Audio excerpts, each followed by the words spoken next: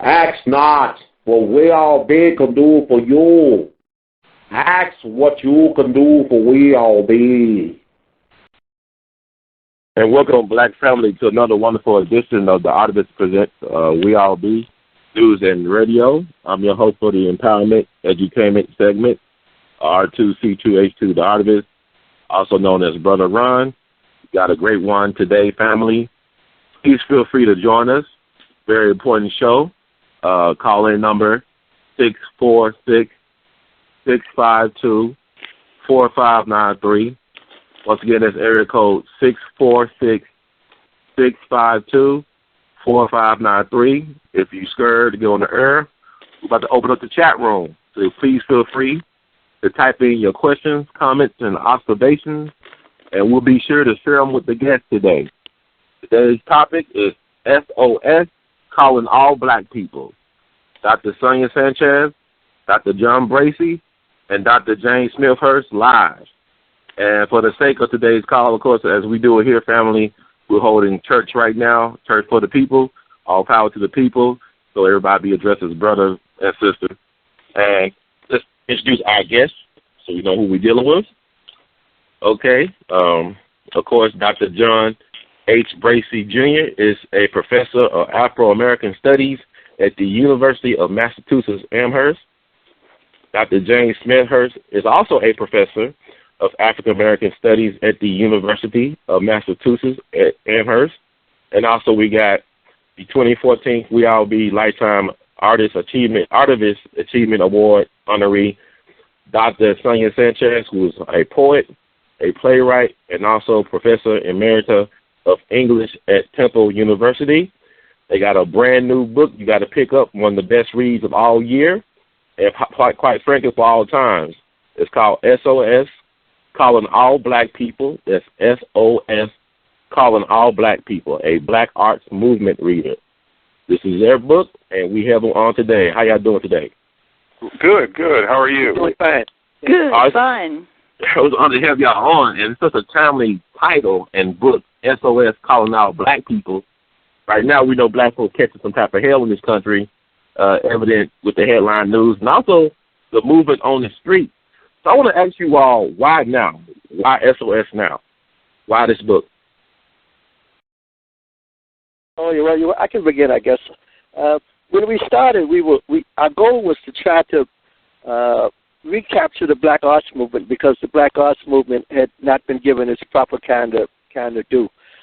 And so, we had been talking together, and Sonia had been at Amherst years ago when I first met her, and Jim and I are in the same department.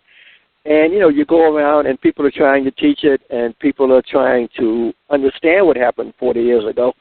And the material just wasn't there, and there was a need we felt was coming, and we kind of lucked out, actually. The book might have come out a year ago, but there was a delay, and, things happen for a reason.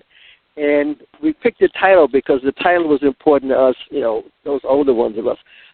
40 years ago, when Baraka said SOS, calling all black people, he was calling us out of our, from Negro to black. He was calling us to save ourselves, save our ship, save our souls. And it came out just as the current crisis hit. And so it's like right on time, because that's what we as black people have to, get back on the case about now. We got to save our souls, sink or swim, save our ship. We're where we were in a lot of ways, where we were 40 years ago in terms of a massive kind of onslaught on African Americans that we're now beginning to respond to, and we need the unity that the book calls for, and that it documented some 40 years ago. So it's kind of hit right on time. Okay. Brother Bracey, anybody else want to add to what Brother Bracey said? Well, I'll say. Oh, go ahead. Go on, Jim. Go on. One other thing I've been thinking a lot about over the last, it seems like forever, but it's been a short amount of time since the decision not to indict in Ferguson and the death of Eric Gardner in Staten Island. And I was in New York when that happened, and it was, it was disturbing.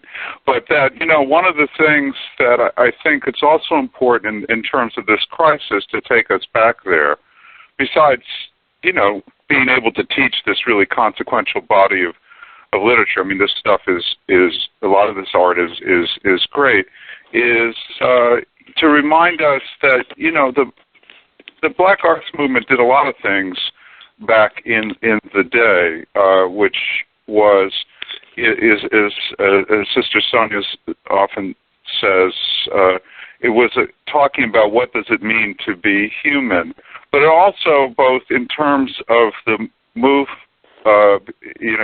raised in the cultural realm, the same thing that was raised in the political realm that was articulated by Malcolm X, which is that America has a choice, that there's a choice here in the United States.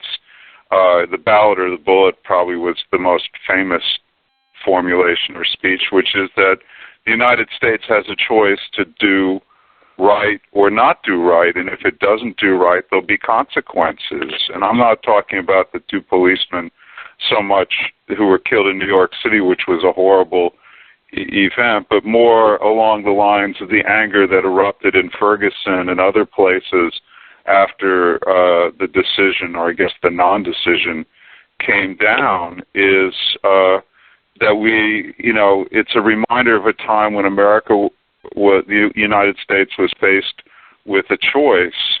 A lot of it was around police violence, actually, in terms of doing right or doing wrong back in the 60s and 70s, among other things. And I think that, again, it reposes that question is, what is the United States, going to do, and, again, and then if it doesn't do right, if we don't get to a place where there's justice around the question of if black people and other people of color are not citizens, are not true citizens, then what happens? Where do you go from there? And I think that this book has nothing to do with what happened in New York, and I would probably question a lot of what happened the other night in New York City, my dear brother Jim. I think that I'm always so amazed. I've lived a long time, and to have seen what happened last night and the night before, it's happened before. I'm always so interested in when it happens, though. The occasion of the happenings, right? And the occasion of the happenings always come about when something positive is happening. So therefore the focus can be realigned and taken away from the real movement. Let us not remove our eyes from the real movement that is going on now. This resurrection of young people, this resurrection of ideas, this resurrection that, that the militarization of the police departments is going on all over the country. That is very real. That's not make-believe, people, okay? So I'm just saying, that is just in my head not what is going on, at this particular point, that the people that I have seen, the people that I talk to, the people that most of us talk to, they are out in the streets for change, and they're moving in a nonviolent fashion. They are moving to make sure that at some point this thing continues. And I am just so pleased with the young people, who are out there in the streets, who are organizing and reorganizing. Because, you just remember what Ella Baker said, that how much faith she had in the young SNCC workers, that they would take the work that she had started and people of her generation had started further than her generation. And I feel like that now, that these 16 and 14 and 20 and 30 and 40 and 50-year-olds, they have the ability to take this process called change and movement even further than the civil rights movement, even further, than the Black Power movement, even further than BAM. But the point of BAM, my dear brother, is simply at some point that, we are given some information that has been kept from a lot of the young people. We are given, in a sense, almost like a route. When this happened to us, this is the route that we took. We're not saying that's the only route, but we're just saying, why don't you read up on that route? Why don't you read up on that information? Why don't you look and see how we did it? Then you can take the good from there and move on. See, one of the things that we are watching very carefully now is, in my head,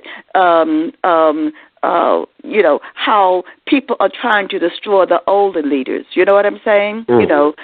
So therefore there would be no connection of the older leaders or the older people with information with the younger ones. We must not allow that to happen at all, because it is important. People have information. That information needs to be passed on to the younger generation. And bam!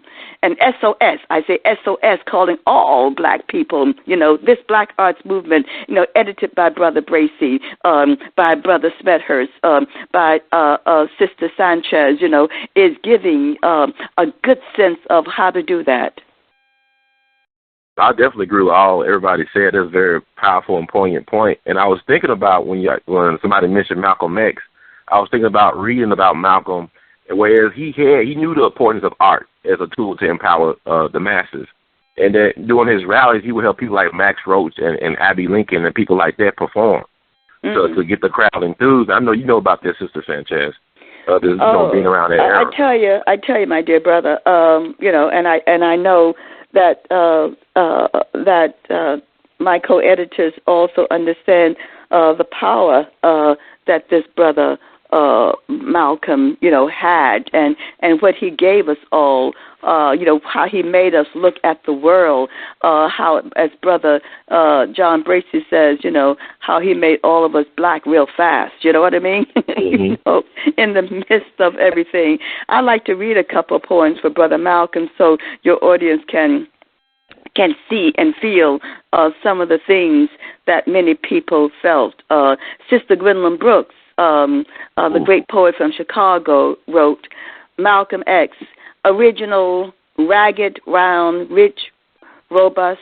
He had the hawkman's eyes. We gasped. We saw the maleness raking out and making guttural the air and pushing us to walls, and in a soft and fundamental hour, a sorcery devout and vertical beguiled the world. He opened us, who was a key, who was a man. I mean, and that is what that was about. He did, open us.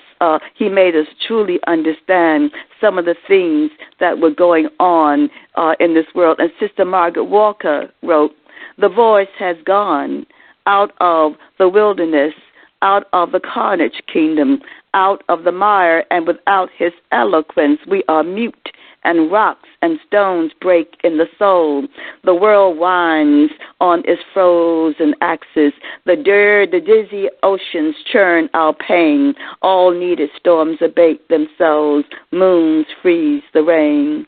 Gone, delivered, so piteous there were the stolid and the dumb, so piteous as not to mourn, so piteous, so many, the stolid and the dumb, gone, delivered. He has gone up, delivered.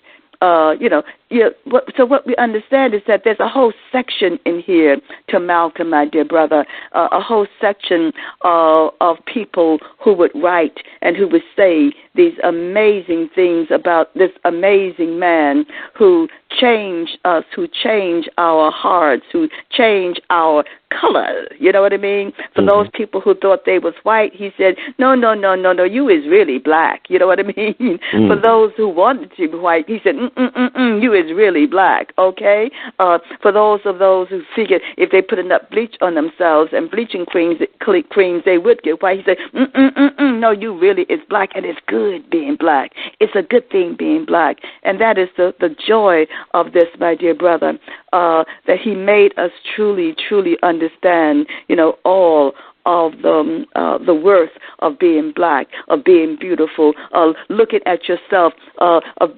self-determining who you are, what your community is, what you think, how you move, how you dance, how you want to really move on this earth. And I think that's so important for us to really look at and understand. Yeah. Can I add a thing on Malcolm? Because there's just kind of image of Malcolm as some sort of violent, angry person. Mm-hmm. And what Malcolm called for, what I remember most about Malcolm, was the kind of call for black people to get order in their lives and order out of the chaos in which they live. And you recall the Harlem Riot in 1964, Malcolm went out into the street and told people, like, calm down, like, what are you doing? Like, this is not the way to do anything. Get yourselves together and get organized. Malcolm would be, and I think the media is going to try to do this again, to try to link, organized protests, disciplined action, people with reasonable demands, with people that have a lot of problems, that are off the hook, that are frustrated and angry, that do things that are not related to any organized movement to help black people at all. And Malcolm was opposed to that kind of chaos. Malcolm would look at you if you had some crazy idea and say, like, brother, why don't you think about that? Think about the consequences of that. And so what BAM does is shows you people trying to think their way to organizing black people to move in a systematic, programmatic, disciplined, rational, beautiful fashion to seek justice and peace, not chaos, and devastation and so forth. That's right. That's not what an artistic movement is about. Artistic movements aren't about tearing stuff down. It's about getting beauty out of the horror in which they live. And to try to dump all those things into the same thing, which, we complain about a whole lot, about the Portuguese nihilistic in the Portuguese and the plays of this, and there's a lot of death and destruction. The art is mirroring the death and destruction that people were living in, not saying people should go into death and destruction, but to recognize that and move yourself out of that. It's a healing art. Black art is a healing art, not a wallowing in despair kind of art. There's not a single poem or play, anything in here about black people being happy they're on the bottom, wallowing around in the hood somewhere, high all the time and this and that. It's like, okay, this is the situation we were put in, but we have the resources as a people to get ourselves together and get out of that. Now, we will do it with allies if we can find them, but if not, we're not going to wait for that. So we say SOS, calling all black people. We're going to start to move to get ourselves together, whether anybody comes to help us or not. And people ought to be clear about that. Black arts in the 60s was not riots. The riots were a consequence of oppression, not the cause of the oppression. And people are going to, if you look at the way the news is going to try to run these things, you say, well, black people really don't deserve anything because the two people who are clearly unbalanced kill some policemen, and I mean, it's just, nobody thinks that makes any sense. Nobody thinks that's an expression of what black people ought to be doing. But you're going to get this nonsense in the press about, see, this is what happens, black people deserve to be put down because, in fact, they respond like animals. And you're going to get that over and over and over again. And we resisted that the first time, and we have to resist that now. We want you to and it always surfaces, when there is motion and movement. You know what I'm saying? It always surfaces. It happens. And since we're older, we can say to your population, to your listeners, you have to understand that's what that's about, and don't fall for the okie doke. Yeah. And every fool that jumps up and wants to go do something crazy, that's not your friend. That's right. Your friend doesn't want you to die. Your friend wants you to live. So black people are not suicidal people. Black people don't think you're going to win running up against the most powerful military in the world. That is not a strategy that has any sense to it at all. And that person might be working. Their way through. Yeah. And that person may be working for the police himself. Oh, yeah. Personally. Oh, yeah. Yeah. 5 minutes later that any media you ever ask, when you say something intelligent, somebody's going to jump up and say something that's totally off the wall. That's you got to put those people in check. You say, brother, sit down, calm yourself down. As our hip hop brothers and sisters say, put them on pause. That's right. But not in check. John, I'm putting them on pause. That's what I love. That's what I love. That's what I love about these young brothers and sisters. You're someplace with them, and they don't say, now I'm going to put you in check. They say, wait a minute, I'm going to put you on pause. So we understand the great thing about BAM of the 60s and 70s on to the late 70s and the hip-hop, cultural movement, of the late 20th and 21st, early 21st century, they're part of each other. The hip hop movement is part of a long continuum. So, and my dear brother, the theme that connects us always in these movements is the black language. Not, it ain't no dialect now, okay? I know I teach English, but it ain't no dialect. It's black language. Black language is the commonality that immediately, it links, bam, the black arts movement, poets, and the rap artists, okay? We got to remember that. It is indeed. And Baldwin's piece in here says that. When we got the piece Jimmy Baldwin saying that if black English isn't the language, then what is? He got it. So because every 10 years, someone from the newspapers will call me, and there's a discussion that there's such a thing called black language. What is your opinion, Professor Sanchez? Well, when it first happened, I tried to explain it, right? Mm-hmm. And I realized that people didn't really want an explanation. They wanted to run, but they ran. So Jimmy Baldwin, what did he do? He writes in the New York Times, that there is such a thing called black English, right? Mm-hmm. And so now when they call, so they used to call me, I used to refer them to the article in the New York Times. Now when people call, we can refer them to SOS, calling all black people, right? Mm. Yeah, we've been through this before, and the same kind of chaos that breaks out when people are under stress is going to happen again. Change is not easy. Change is not a straight, orderly kind of process. If you have a pressure cooker, if you keep the pressure on, it blows the top off that thing, and you don't know which way it's going to go. That's why you got to stay away from pressure cookers. And you don't stick your hand in a burning fire, but you keep throwing coals on it, it sparks will liable to shoot off anywhere. But don't confuse that with why the fire is there in the first place. I mean, the fire was there to cook something, not to burn a lot of stuff down. And that pressure is there, and we're going to get some chaos, but don't let that chaos substitute for what black people need in order to live and to get justice in this society. And what we have in the book, and again we're pushing the book a bit, is that we have discussions of all the kind of things black people have to do, how you organize yourself. In here, it's not just the artists. We have all the manifestos of all the major political organizations.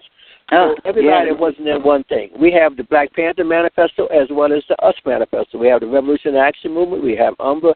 So don't say, I don't like this group. I'm not going to do anything. Go find another group. There's enough out there to be done that you can find some people that want to work on what you want to work on. So it's no excuse to say, I went to the meeting and I don't like what they're up to. I'm going to go home and look at the TV. No, you go down the street and find another meeting that's closer to what you want to do, and then you work with that group. And there's a range of stuff in here to show we had a range of approaches. There's a range of art. It's all not the same art. The portrait's not the same portrait. The plays aren't the same plays. There's debates in here about how we're fighting our way through what does it mean to be black. Because Malcolm just said that, but Malcolm was dead in 1965. So we hanging out there no longer Negroes, but what does it mean to be black? How do we live? What do we do? How do we treat each other? How do we respond to political power? How do we get political power? What is the cultural basis of who we are as a people? We have to debate that because a lot of people had a lot of different ideas. And all of this is while people are in motion. This is not a tea party where everybody sat around and you read your poem, I read my poem, and then we'll take a vote on it. These are millions of people in motion against the system of oppression. And what you have now is a similar group of people in motion. The numbers are very large, very diffuse. People say, well, what is the program? Well, they're moving now. They just got up to start moving. They're going to work out the program as they move along. And we want to be part of that debate. We want the book is serving some of that function now because, as Sonia will tell you, and Jim and I have that experience, younger people come up and say they've been waiting for this. They said they didn't know there was anything that was like this. And they hold it as a kind of like, okay, I'm going to go back and read this to see if I can get my head together to deal with what's in front of me. And that's what makes us most proud about the book. It's not that the libraries will buy it and people can have it at a seminar somewhere. It's that, we kept the price deliberately low. We begged UMass Press to give us enough money, and the school did, so that the price is only $35 for a 600-page book. We got Nelson Stevens' art on the cover, a beautiful, picture, rendition of Valerie Maynard, a black female artist. They said, we weren't just about tearing stuff up and hollering and screaming and hating whitey. We were working through a process, and you can document, you can move through the book and see that process being played out. And young people are looking for those kind of blueprints, they're looking for those kind of examples, looking for those kind of options that, like, I don't have to do this. It's in here. I can do that. Or if I'm an artist, but I can still be an artist and still be political. People can't make fun of me just because I like to paint and so forth. Well, Nelson's a painter, but, that was part of the movement. poet is not just a poet. You can do a lot with words. You can make words weapons if you want, or not make words with weapons if you choose not to. And so that's why the book really did come on time in a certain kind of way. Also, man, y'all just gave so much food for thought. I'm still trying to digest over here, let alone eat through the first course. I'm just covering my mind. But what I was thinking is, like, the timing, like y'all talking about the timing, like, everything's about timing. Everything's on time, my dear brother. Right. Because all the people a lot of our great ones are transitioning with Sister Sanchez. You talk about trying to destroy the old leadership. But look at, Mary Baraka, y'all dear friend, Maya Angelou, Ruby Dee, even Marion Barry. Some of these people that really did things for the people, that empowered the people, they are being gone. And I took several trips to Ferguson. And when I was down there, I was calling people. I said, "You remind me of Fannie Lou Hamer. Who is that? You remind me of Ella Baker. Who is that? Kwame Ture. Who is that?" I said, "These folks." I want to ask y'all a serious question here. What are the things the young people are getting right, but what are the things they're getting wrong? Like, what are the good habits from what the people that came before did that they're copying and using, and what are some of the bad habits that we're getting caught in? I wouldn't say it's a question of what people did. Well, we were young people, and young people don't know everything. Young people may think they know everything, but in fact, young people don't know everything. And so we made a lot of what you could call kind of tactical mistakes or mistakes from lack of knowledge as we proceeded to try to take on a massive, massive social movement to try to get black people, what we wanted for, freedom, justice, and equality. We thought we could do that. We really did. I had no doubts that in about 10 years, black people would be equal citizens in this country. That was in my head. And today people say, you didn't believe that. So yes, I did. I did believe that. That's why every day, all the time, while I was going to school or not going to school, I was in this movement, I was in that movement. I got arrested. I got out of jail. I took my homework to jail, wrote my papers when I got out. So we were going to get this thing straightened out. The naivety was that we thought that we could do that with the resources that we have. As you get older, you learn that we didn't have quite enough resources to get where we wanted to get. And we also had to learn, much to our regret, is that everybody black ain't beautiful. Right. we trusted a lot of people because we thought they were like us, and that we meant that if we said that we love black people and they said the same thing, we thought they meant it like we did. Well, a lot of people are saying that because they want to get close to you so they can stop you from helping black people. But you learn that in the process. You don't know that going in because you're young. You think that people mean what they say. You think that they have the same vision you have. They're in your organization, they're in your movement. Like they should be sharing your vision. And there are divisions among black people we didn't learn about until we got into motion. Class distinctions. It's like people say, "Well, I'm not going to do that. I run a store," and you say, "Like, well, I didn't think about that." The whole thing of like black women. We never seriously had a big discussion about the role of black women. People kept saying, "What was our position on black women?" We didn't have none. We didn't even think that you were supposed to have one. Black women made us have a position on black women. If black women hadn't said there should be a position on black women, black men wouldn't have come up with it on their own because there had been no reason to. Right? We thought that black women were just black men except they were women. But then when the sisters started to talk, and that's why there's a whole section on black women's poetry in here, we said, "Oh, Jesus, this is like, whoa, we didn't think about none of this, And so then we got that big debate, and people kept saying, "Well, they're talking about the brothers." This is not all, man. If they're not talking about you, then you're okay. But if they are talking about you, you better shape up, right? Because they ain't going there. They're not going to disappear, right? If we're going to move the movement forward, we have to deal with these issues that are now on the table. And we some of them we did okay on, some of them we didn't go, as far as we could have done. But if you look at any other movement at the time, there's nothing that went any further than we did. There was nothing that addressed these issues as openly as we did. I thought it was Malcolm that was friends with James Baldwin. It was Martin Luther King that wouldn't let him speak at the March on Washington. Right. Like, come on. Like, where's the homophobia? Like, who's homophobic? Right. And go ahead. Go ahead, and just to kind of add on to what our dear brother was saying, it reminds me of what Brother Vincent, Dr. Vincent Harding stated when he said, and I got part of it, I was just searching for it, but part of it, he said, this is a destiny that is still ours to create. Think on that. And that's what we're saying with this book. We're saying this is not, the end. the only thing, right? Okay? Mm-hmm. But with this book, one of the young sisters said it was her Bible, that this is a destiny that is still yours and ours to create, right? There is still history to be made. There is still hope. You know what I'm saying? And right. And one of the things that I think is important is the reason why in the intro we talk about Brother Malcolm and Brother Coltrane as those people, who were, leading us, helping us to see our blackness at that time, and they are dead, there in the late 1960s, right? But one of the things that we get from Malcolm, and we get from Coltrane, and we get also from Bam, and I think the brothers will agree with me, right?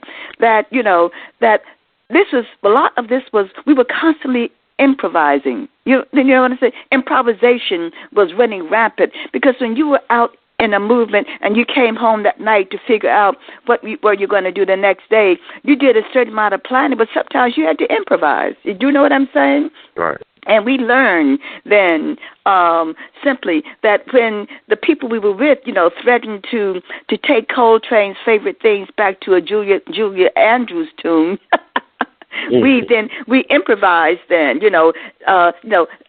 layering the country, with sounds and with themes, and young people and black and Latino and whites and gays and lesbians, we brought people along saying, hey, this is, that was. I got up on stage and decided, because I only did black people's names, what I call living and, ancestors and people who were alive. You know what I'm saying? Resistors, and past and ago resistors, right? Present resistors. And then one day I added, some white folks in there. Right. I added, and people said, well, what you doing that? You're supposed to only do black people. I said, I think John Brown is pretty important. I think Thornton Lynn is pretty important, in terms of what he's done to teach us about the community. Do you understand what I'm saying? That's what we did. That was no planning in my head. That was improvisation. I was doing my favorite things. I'm doing my favorite things on stage, and I said, ooh, and how about John Brown, Brown, along with everybody else? That's what we're talking about, that kind of motion, that kind of movement, which in a sense we did employ, many of the ideas and the way that people got up on stages and began to bring people into a movement. And, one other, if I can say something here, I think it's really important, from my perspective, in thinking about both the aesthetics and the politics of black arts and black power, and thinking about what Sister Sonia was saying about improvisation, because it was, in aesthetics, it was a politics, is that what we're talking about here is a process. We're talking about, if you think about revolution, it's a process. If you think about improvisation, it's a process. If you think about people like John Coltrane or Archie Shepp, you can name a lot of folks, Milford Graves, people who were a part of Abby Lincoln, part of this whole moment. Sometimes, especially with Coltrane and some others, they talk about free jazz, but it was really, in my view, more like becoming free jazz, is that they were really emphasizing not art as a product, not as something that was finished for all time, that you hung it up on the wall or stuck it into a museum, and that was the epitome of it, that it became a kind of commodity that you could buy, or a product you could buy or sell, and it had so much value, and you sat back from it and you looked at it and say, isn't that beautiful, and all that kind of thing. I mean, a lot of it was beautiful in different kinds of ways, but it's about a process. It's about getting somewhere, going somewhere. That's part of the aesthetic. So when when you're talking about right or wrong, what was done well, what was done less well. A lot of it is it's important to remember that it was part of the aesthetic of the movement, part of the politics of the movement, that this is a work in progress. This is not finished because, frankly, it never is finished, but it is moving somewhere towards, liberation, towards becoming free, knowing what it is to be human, becoming, in a sense, more truly human. And I think that's really very important. It's an important break from the kind of arts world that we get, which is all about isn't all about, but a lot of it has to do with celebrity. It has to do with shows and galleries and how much you sell for, and the kind of museum you go to where there's a guard standing there and you're looking at something. The guard makes sure you don't get too close to it, and you feel kind of stupid because some people are staring at it for a long time, and you're moving because you don't appreciate the object, and you're not really people are not really made to feel welcome often in a lot of museums and a lot of places in the art world. And this was something entirely different. Where the people were invited in, if that makes sense. It's the audience. It's the audience that validated your work. Right. The material here wasn't written so that people could get a nice review in the New York Times or so that they could get tenure at a university somewhere. You took your poetry to a mass audience. Like I hear, Amir Baraka would come to Chicago. There'd be 2,000 people in the DuSable High School auditorium. Who knew the words of all the poems. A Hockey would come to us. Sonia would come to us. Carolyn Rice would come to us. We knew the words to the poems. We would chant the poems along with them. If somebody was reading something that was a little bit over your head, you say, like, "Oh, man, break it down, brother. Like, make it plain, man. Break it down." Like, that may be a great poem, but it's not doing nothing for me. Like, come on, like, what you trying to tell me? And you would do that. And, you'd holler at the plays. Baraka would put on a play like Black Mass. Half the play was the audience screaming at the characters and, trying to interject themselves all up in the play. That's how you know that it's your play. This is not a play at you. This is the play bringing you into the transformation that the play is calling for. And that's the success of it. If it's done, if you go to a black church, the minister, if you're sitting there looking at the minister's not doing his job. He don't want you to applaud at the end of the sermon. He wants you to help him get through the sermon. And the more you respond to him, the better the sermon will be, because he's feeding off the energy that you give him, letting him know he's on the right track. If this book had come out 10 years ago, I don't think it would have had anywhere near the impact it has now. It would have been right in the middle of, another book about black people, and somebody would get a nice review in a nice little journal somewhere, and people say, well, that's nice, But a book about a movement, when there's a movement, has a different impact. It has a different meaning. It has a different use. And it's like as someone said, this is not the end of something. This is how we move through a time period of change and chaos, and striving toward justice. And we at that point, again, there's a bunch of people out there moving now, trying to figure out their way how to get ahead, and this might help them, and we hope it will help them. And the response shows that they think it will help them. It's not that we think, we're not saying buy the book, this will help you understand the world today. Right. They're saying, we bought the book, it helps us understand the world today. They're validating what we did, in a way that's really quite moving. I mean, it's amazing the places we've been invited all over the country just to talk about a book. I mean, black people don't do a lot of have people talk about books, and we don't have a DVD attached. There's no, we don't have all the poems with the artists in there, that kind of thing. No, you have to read this.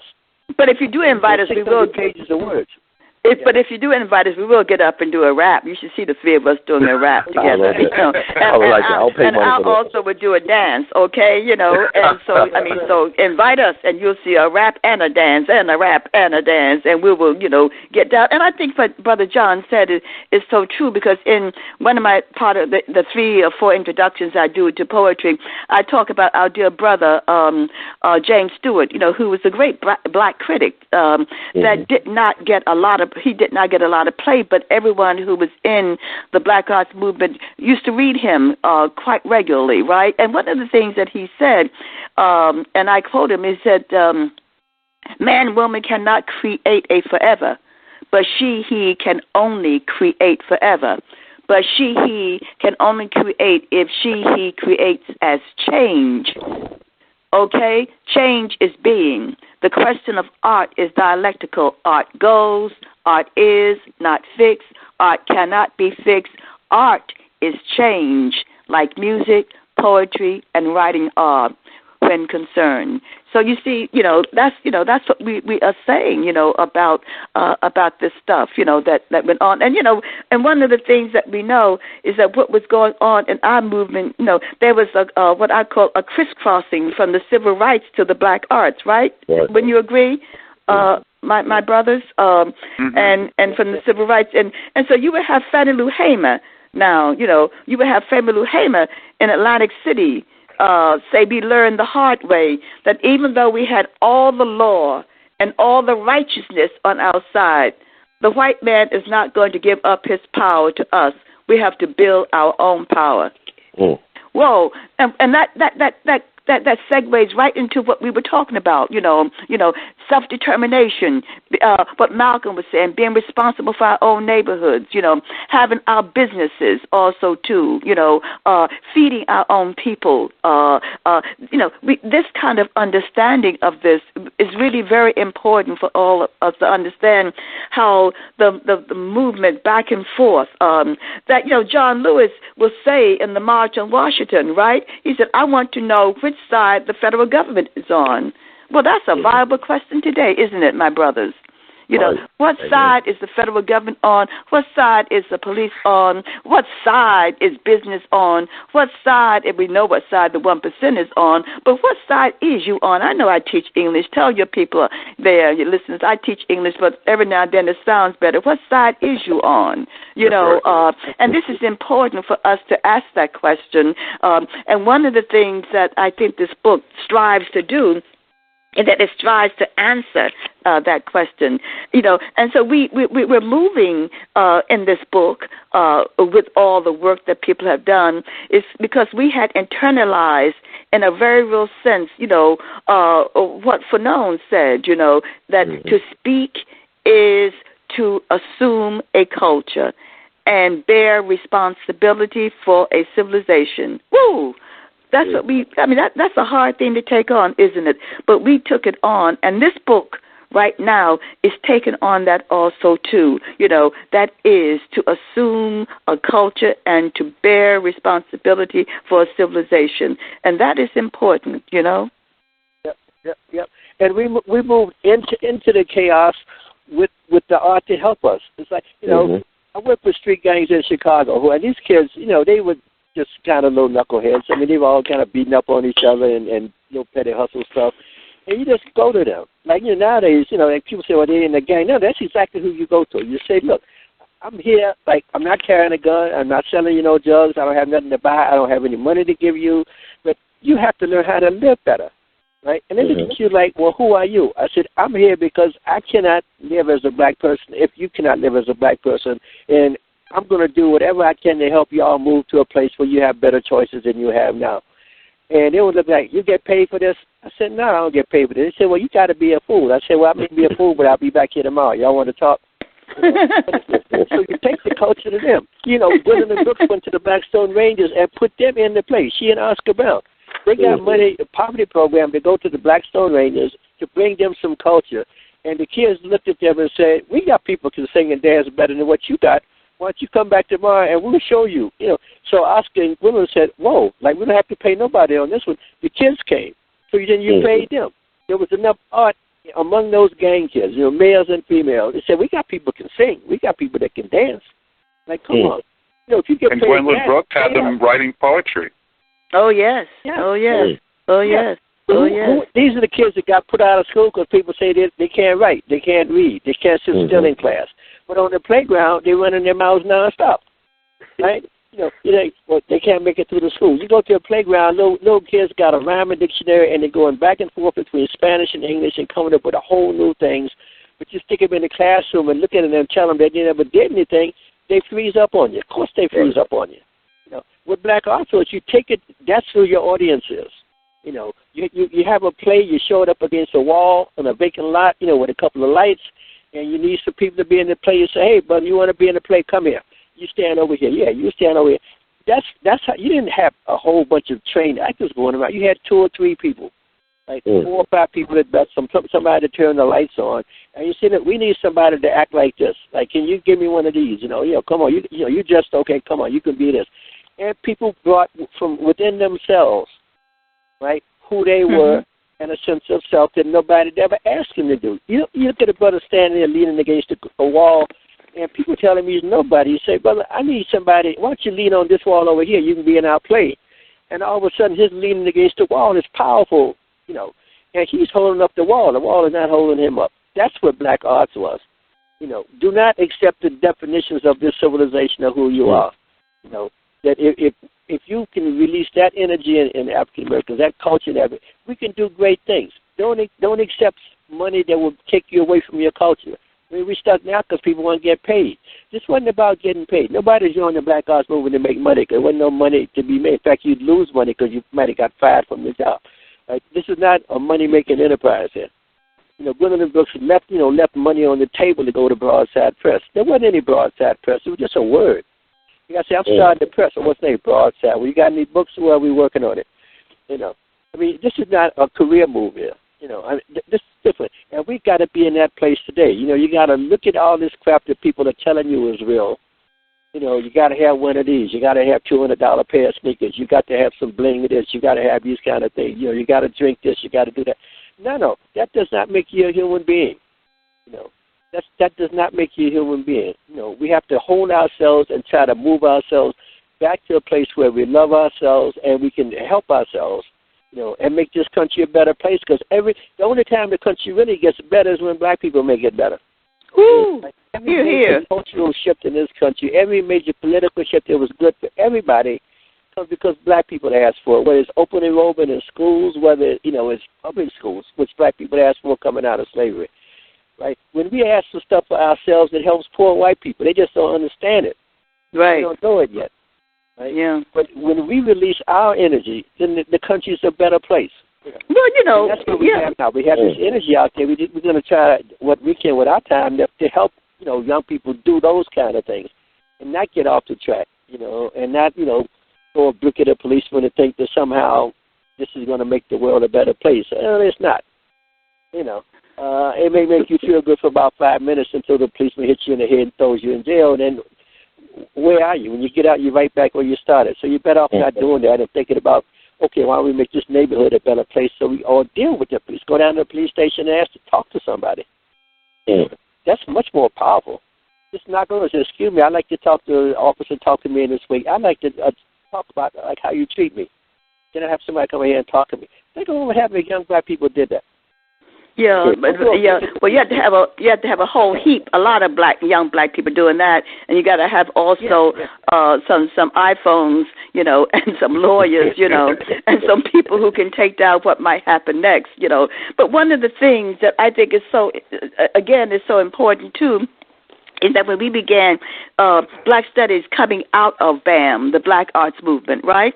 And, the whole idea of Black Studies, talking about, segueing on what our dear brother John said, we also understand and understood, too, that when we started something called Black Studies, within a year, you had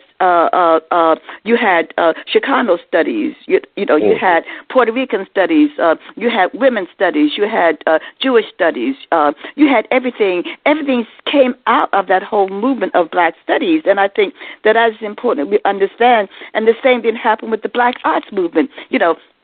Black Arts Movement went all around this country, but it went outside the country. It went to the Caribbean also, too. And so that is why people tried to, in a sense, to keep it from moving, to say that it was unimportant because of how it spread all over this country and all over the world, actually. This whole sense of words, what we were saying. In Japan, they say that the words of the soul reside in the spirit. They call it kotodama, or the spirit of words. And the act of speaking words has the power to change the world. Ain't that something? So that's what we know, at least what the poets and the writers were doing, or what the activists were doing, right? They understood their mission was to help change the world through their words, through their activities, so therefore we could have some kind of peace within our communities, within our families, within the country. I mean, this is what this has been about. This is no easy thing we're talking about. This was a harsh kind of movement we're talking about. We had people looking at us saying, simply, I don't understand what you're doing. But Rakim in 1990, when he, started talking about the way that we had talked about the Vietnam War, right? Well, what did Rakim do? Because he saw us, he heard us, he knew, he read that we had talked about the Vietnam War. And what does Rakim do in 1990? He would say, basic training, train for torture, take no prisoners, and I just caught you, addicted to murder and more body bags. They can't identify him. Leave the name tags. I get a rush when I see blood, dead bodies on the floor, casualties of war. I have that on my whatever that little record player is in my bedroom. It's ancient, it's old, but I had that CD, and I used to get up going to work playing Casualties of War. Ain't that something? Because we got to, Marley said, we got to face the day, come what may. We the street people talking, we the people struggling. And I see myself as being out, in the streets of universities, in the streets of churches, in the streets of America, trying to say simply, we are struggling. What we're trying to say to the young people, it's a struggle you got here. There is no easy answer here. But if you are going to have some kind of success, you're going to have to struggle.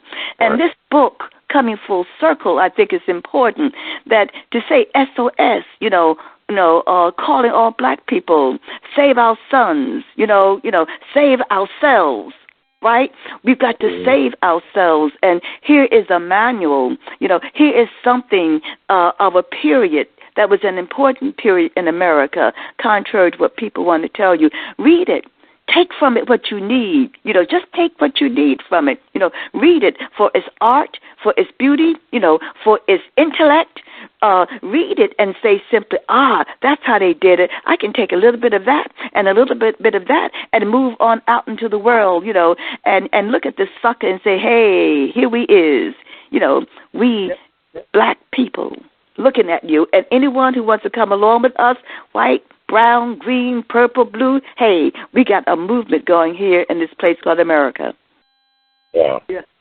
And we've done this all the time. We still sing, lift every voice and sing.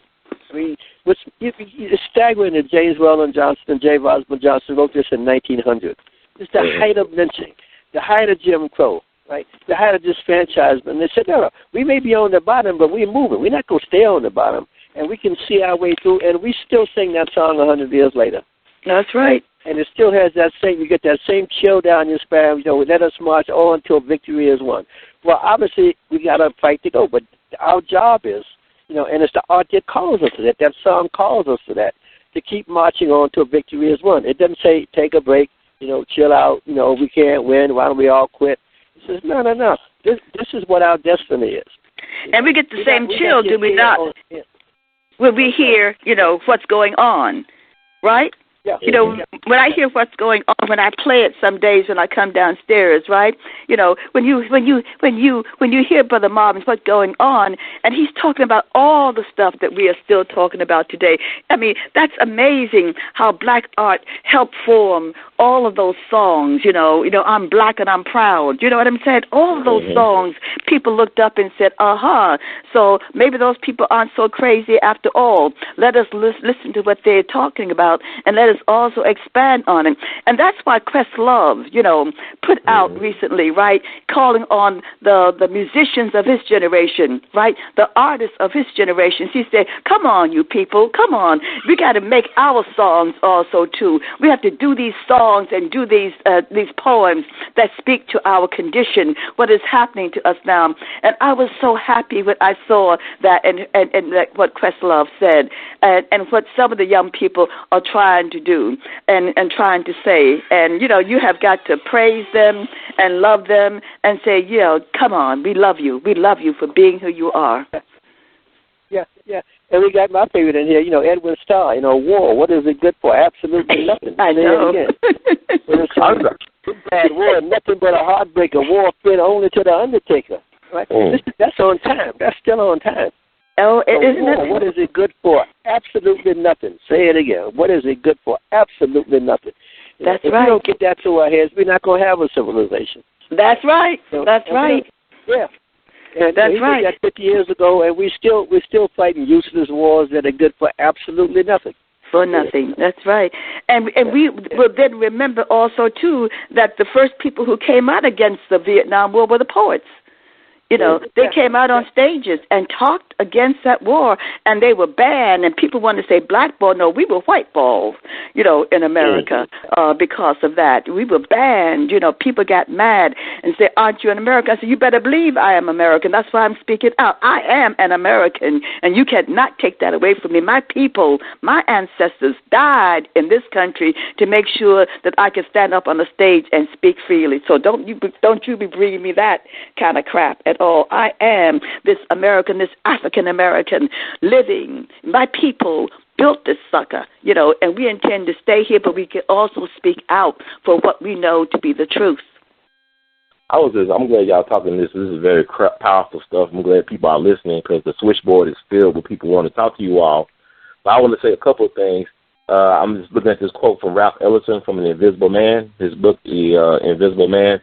He said, I do not know if all cops are poets, but I know that all cops carry guns with triggers.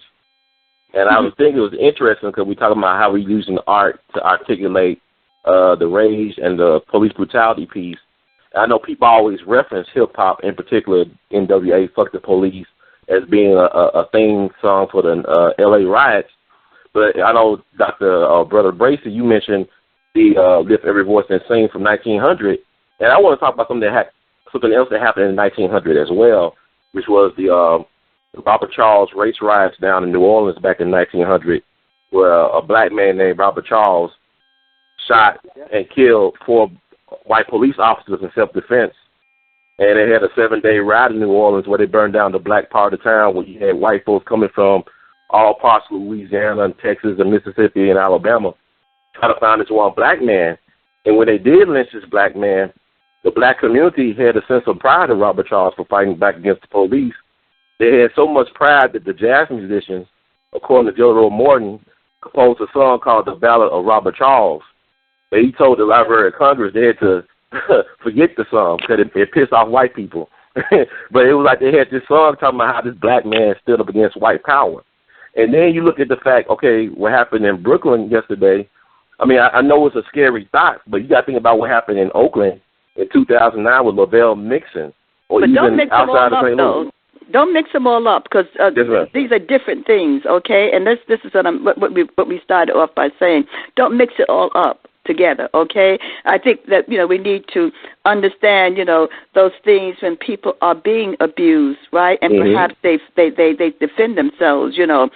But we don't need to mix up, I think, in my head, we don't need to mix up at some particular point, you know, those things that we haven't gotten all the facts on what happened in Brooklyn. So I don't believe in necessarily talking about things until we begin to see how the facts unfold. You know what I mean, my dear brother? You know, and not the facts just coming from the powers that be, you know, but the facts also coming from people. You know, there are people someplace around here who can talk about this. And as Brother John said, there are also people, you know, who at some point, you know, might think differently about how one moves in terms of liberation.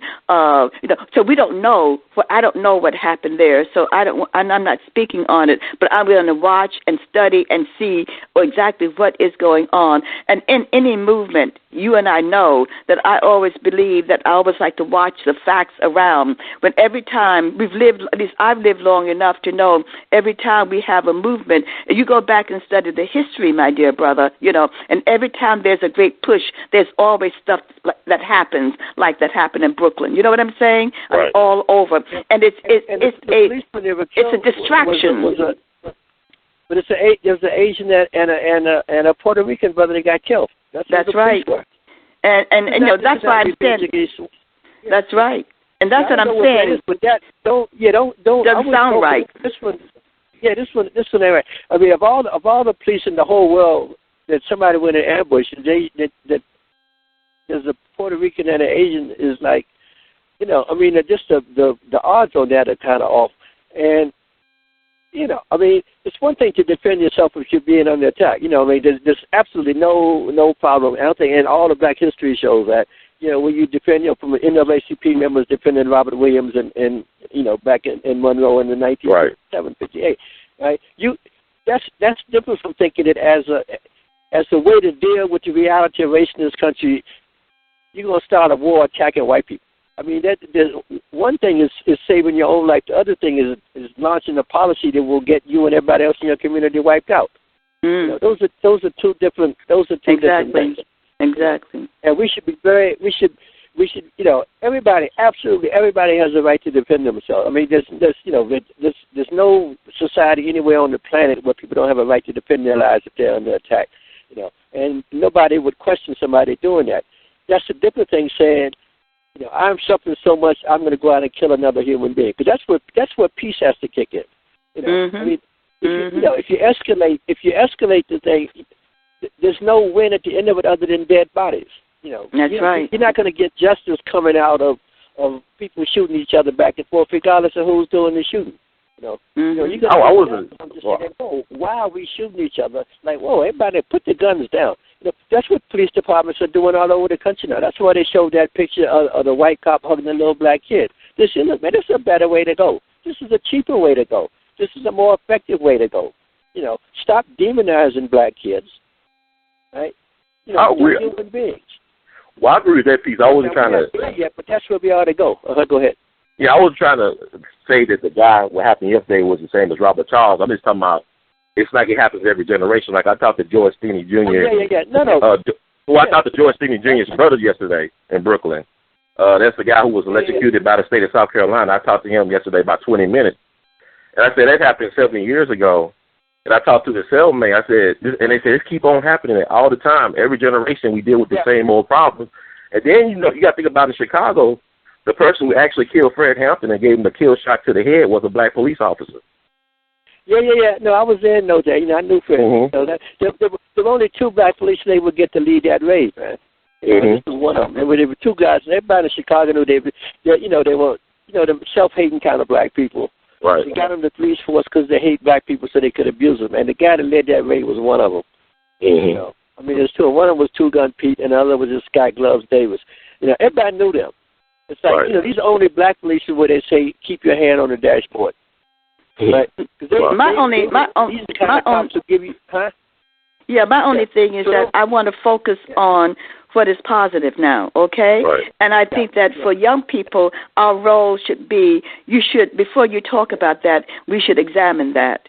We should watch and listen and see what people are saying, because some of that just doesn't sound right, okay? Right. And that's what I'm talking about. And also, I don't think we should string, what happened in Louisiana to what happened in Brooklyn. You know what I'm saying? And in Chicago.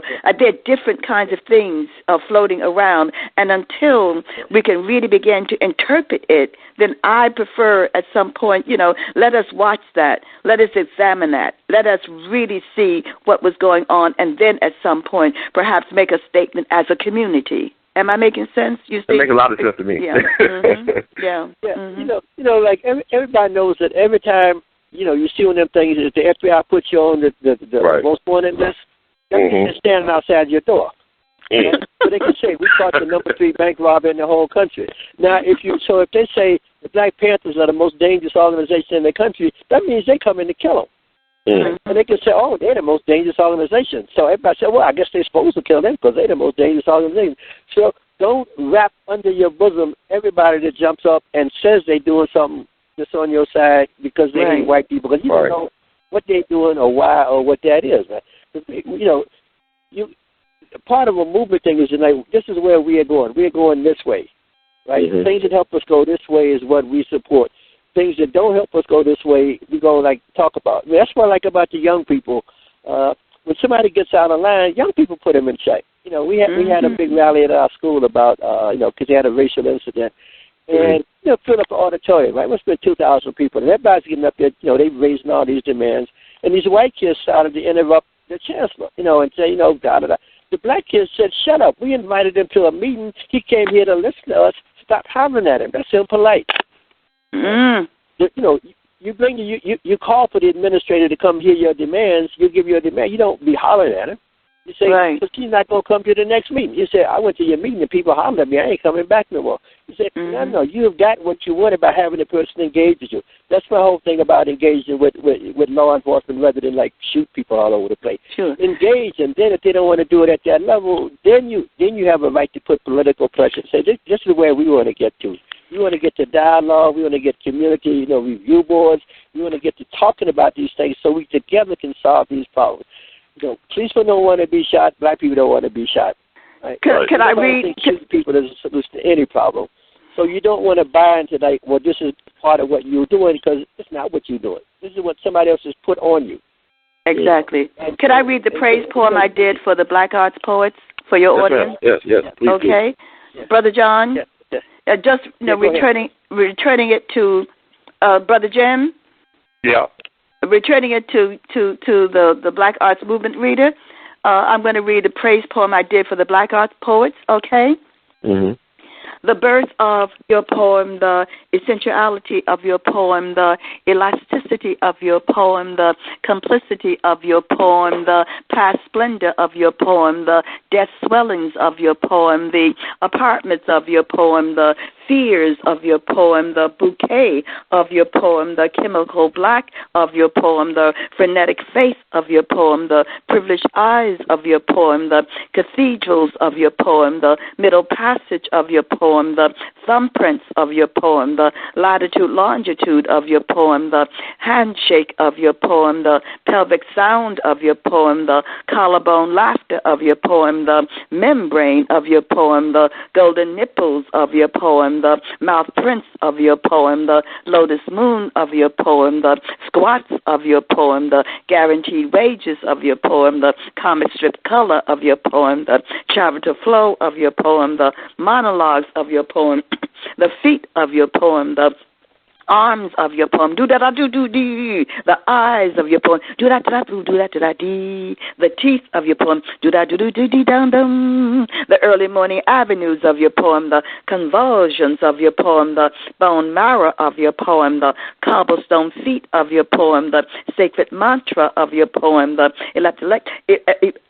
epileptic poem of your poem, the relentless flesh of your poem, the sleeves of your poem, the morning stars of your poem, the carousel music of your poem, the white fingernails of your poem. I bow down, do da da do do do do do do do do. I bow down, dee da da da dee dee do do do do do do. I bow down to the music of your poem, my brothers and sisters. I bow down as you strip search our eyes this last time for new memory. I call out to you, I call out to you, I call out to you, you, holy the day. I say, holy the day, because you stood up. I say, holy the sky, holy the sound, holy the air, holy the sound of your voice, holy your skin as you move with the wind, holy your eyes as you remember your ancestors, holy the pavon you wrote across the sky, holy your words bringing the earth to its knees, holy the day standing still with longing for you. Holy, the morning star of your poem. Holy, the morning star of your poem. I just wanted people to know just how much we love what they did, the Black Arts Poets, did, and just wanted to say that, to talk and say the epileptic throat of your poems, as my tongue got caught in my throat. But I just wanted people to know just how much. This book is what I call a book of love. Wouldn't you agree, Brother Jim and John? A book of love and respect. A book that says simply, hey, listen to what people have done. Listen, learn, and have a conversation with us about it. Listen. This is what we thought, that we knew that we needed again at this time. Listen. We're in the 21st century, and we still need to talk about this idea called change, this idea called call love, this idea about what does it mean to be human. Here are some words and some songs and some organizations and some paintings and some prose and some plays that will make you understand, help you to understand what it means to be human, human, human, human, human. Well, I love it. Wow. This is excellent. I want to go ahead, Brother Jim. Go ahead. In the end, it's, I mean, is Sister Sonia says, focusing on the positive. It was about building. It is about building a better world, a freer world, a more just world, a world where we have enough for all of us. And that's really what obviously is Brother John said that there were disagreements. People argued about how one got there, but that sort of positive vision was at the heart of it, of the aesthetics, of the politics of it, and not, I think, kind of nihilistic, notion of destruction on the whole, Yeah, we use that language. Yeah, we talked about the new world, how to walk, the way of the new world. We use that language, new world. There was a future that we couldn't see, but we knew that it had to be better than where we were. And we knew that you had to, push past obstacles, and so, it wasn't like everybody was, hugging everybody. Because, a struggle is a struggle. You have to knock open doors. You have to push past things. But you're doing that not to tear down the door, but you're doing that to get out and build a better door and a bigger door.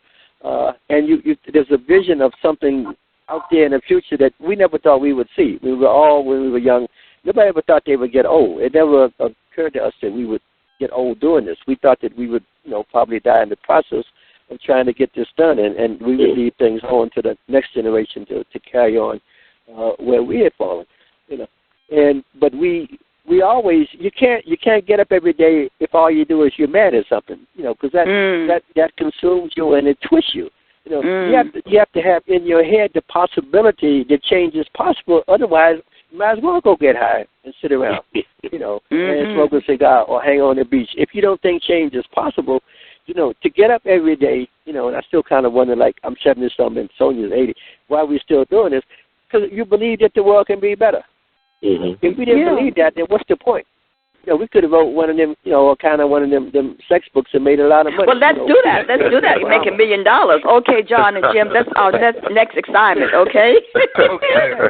We're going to say he said, she said, and we did, and ooh, whatever, And then if we make $1 million, we can... in there. Wow. We had some Cristal and some big news vodka, and everybody be driving a Lexus and whatever.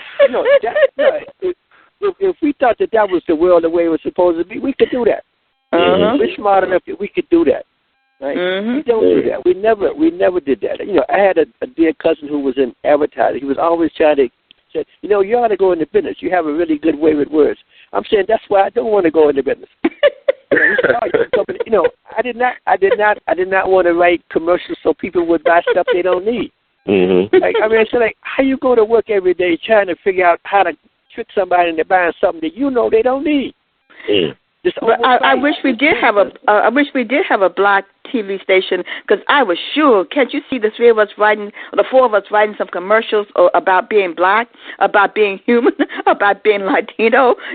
Write them and people be humming all those songs and get the great musicians to do it. That would be great.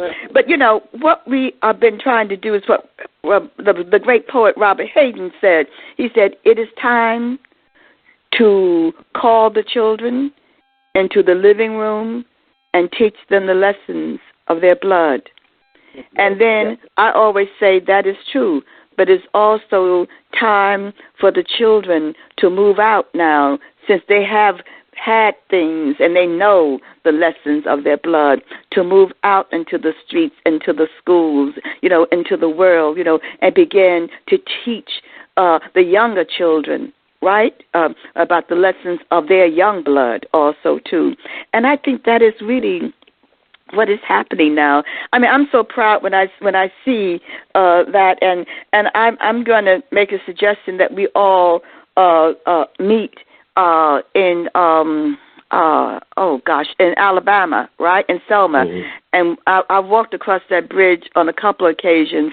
It would be good for us all to meet and go and walk across that bridge, Brother John, Brother Jim. Okay.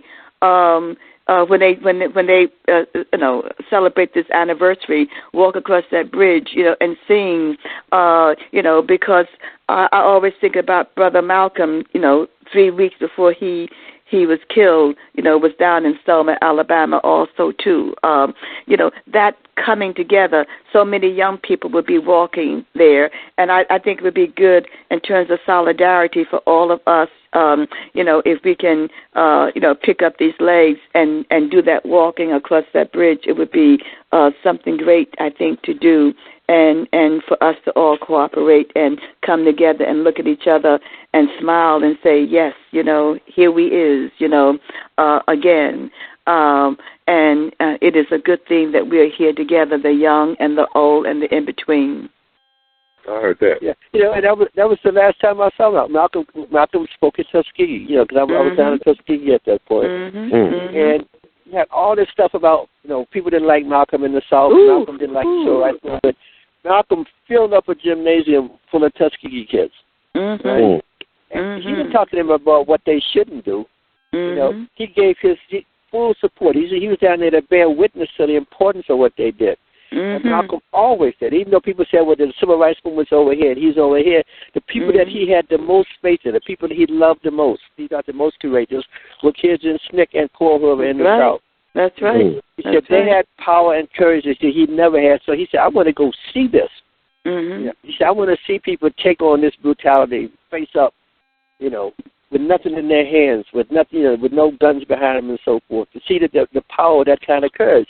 And, that's where we have to move our heads. We believe in change because the people we follow changed. So my two heroes are Malcolm and Coltrane. Coltrane was a heroin addict.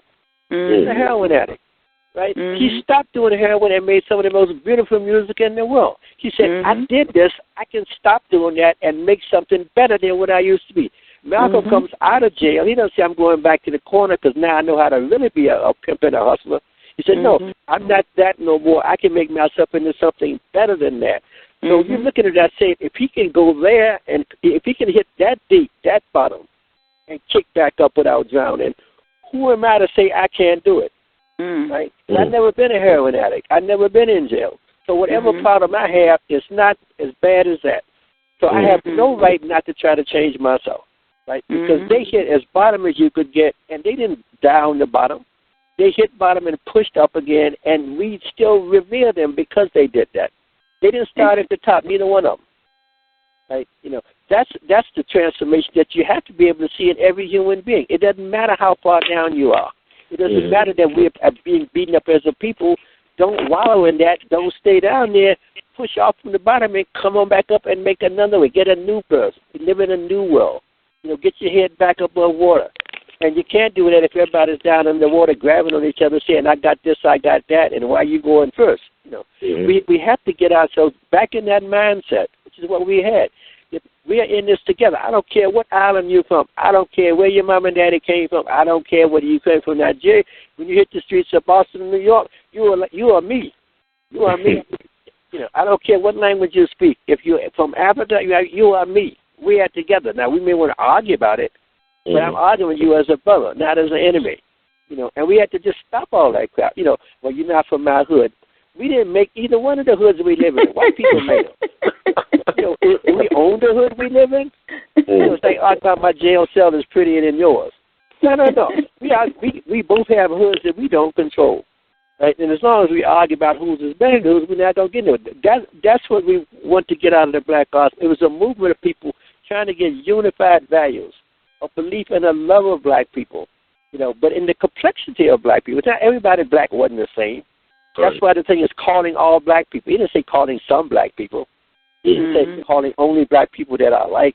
They're like us. Nice black people. You say call it all the nice people, nice black people, or the bad black people. He didn't say everybody except the brothers on the corner because we know how they are. He's calling all black people.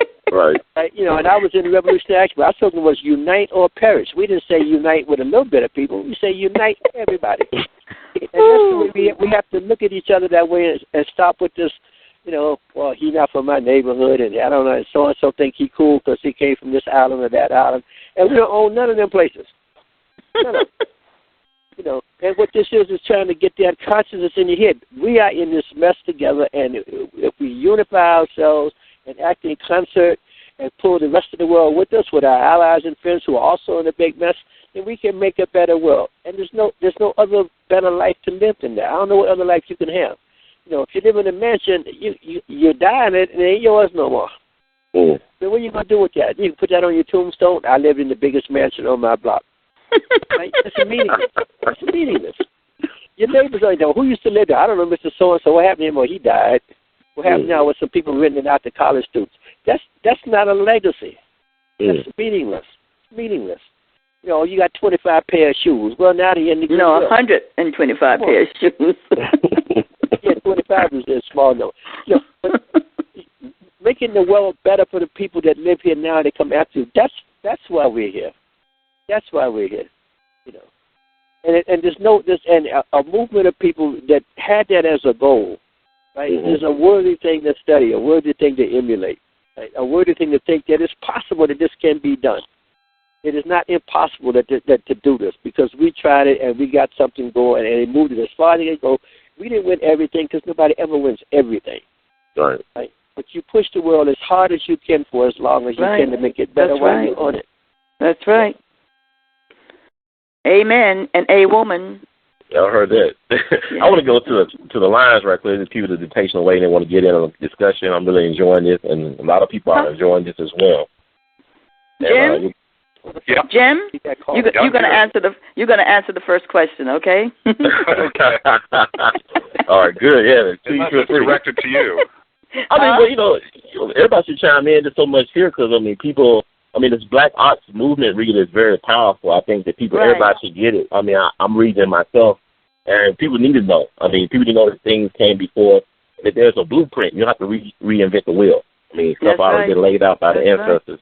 So we're going to go to the first call, area code 662. Welcome to We All Be. You're on the air. 662? Chandra? Hello. Hey, how you doing? Hi, good evening. Yeah, good evening. I'm all right. How about you? Oh, good. We good. You got a question or a comment? I definitely do. Thank you, first of all. First of all, I want to thank all three of you all for being on the phone, all for you too, Ron. I want to thank y'all for the work that you've done, and it's really an honor to be able to be in your presence and learn from you. Thank you, my sister. Oh, ma'am, thank you. Thank you for being a reflection of what we feel inside so that we can feel sane. Thank you. Mm-hmm. Yes, ma'am. Yes, ma'am. I want to ask for you all's help. I can't wait to get this book. And Black Arts Movement is not only important, but if you ask me, a movement in Black arts is the absolute key to what is going to fix what is going on right now. The reason I say so is that I study the relationship between government and popular media and art. I understand that around 1920, the U.S. government decided to make arts its official means of creating social structure in America, meaning through entertainment, through the news and all this, that each segment of society is given the idea of who we're supposed to be to fit into this puzzle. And we know that the idea of who Black people are supposed to be in this society is detrimental to Black people, fatal to us even. And it's so important right now that this information be shared with actors, writers, rappers, singers. Important is an understatement. And so I would like to ask for you all's help in any way in doing this, because in terms of Michael Brown, Ferguson, Eric Garner, the police brutality, what George Zimmerman, all the people who, even a black person who kills another black person, there's one issue in terms of the judicial system's non-response to these things. That's one issue. But at the core of it, the biggest issue is the death of these men. Psychologically, what leads to the death of, specifically Trayvon Martin is a great example. George Zimmerman walked up to Trayvon Martin with an image in his own head of who Trayvon Martin was. And he killed Trayvon Martin because of the image in his own head. And so when we talk about how did that image get in George Zimmerman's head, it got in his head through the manipulation of arts, through the image of us that's presented publicly. I'm not saying it was right what he did by any means, but I'm just saying putting judgment aside so we can get to the bottom of what's going on. Art not only controls our minds or affects our minds, but art creates reality. In nature, art has the power to create reality. And the U.S. government realized that, and specifically to this situation in the 80s, when it was time to start this mass incarceration of black people, there was a specific move made to use the art of our people to create a criminal culture, not only among us, but more importantly, to create a criminal culture in the eyes of others, so that when we get to this point where we're 53% of the prison, other people look at it and say, oh, it's because they're thugs. But the powerful part for us, though, I'm sorry. No, I was just saying, you want us to respond to it, begin to respond to it? Yeah. Yes, was there... I'm sorry, my sister, I shouldn't interrupt you. Okay. No, ma'am.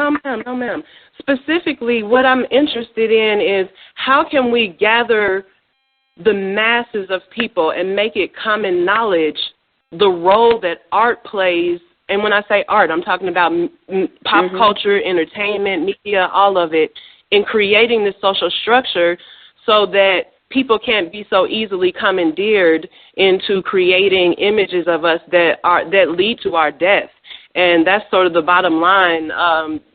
People such as yourself have the sort of influence to reach out and make more Dave Chappelle's out of our actors and actresses, writers and dancers, people who won't take $20 million to create a negative image of us because they understand that you're taking that money to destroy us.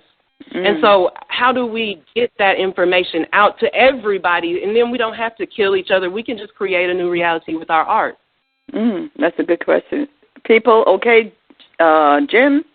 Yeah, I mean, actually, I do have some thoughts on this question related to the Black Arts Movement. I think I think it's a really perceptive thing that you're saying. I mean, really a really key thing, and it's one of the reasons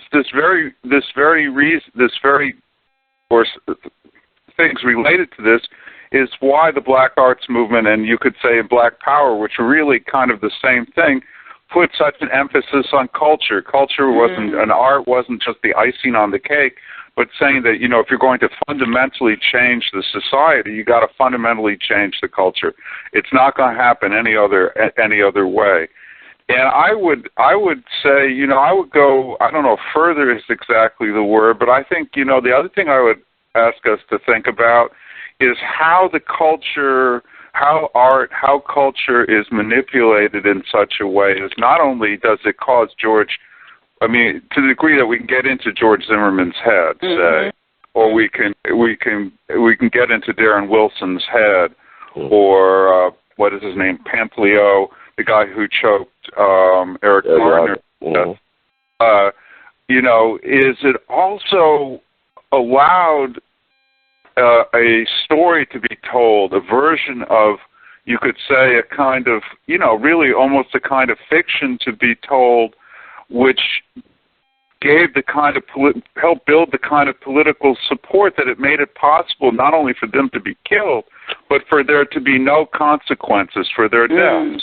Right? In other words, no indictment in St. Louis County, no indictment in Richmond County, that is Staten Island, no serious consequence for George Zimmerman in St. John's County or whatever the hell county Sanford is in.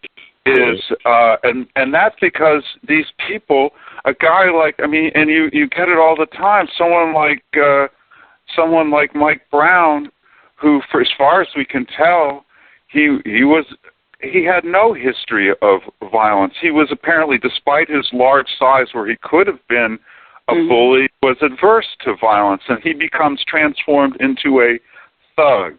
Trayvon Martin, who, again, had, other than sort of liking hip-hop and sort of posturing on social media like every teenager in America and a lot of adults too, frankly,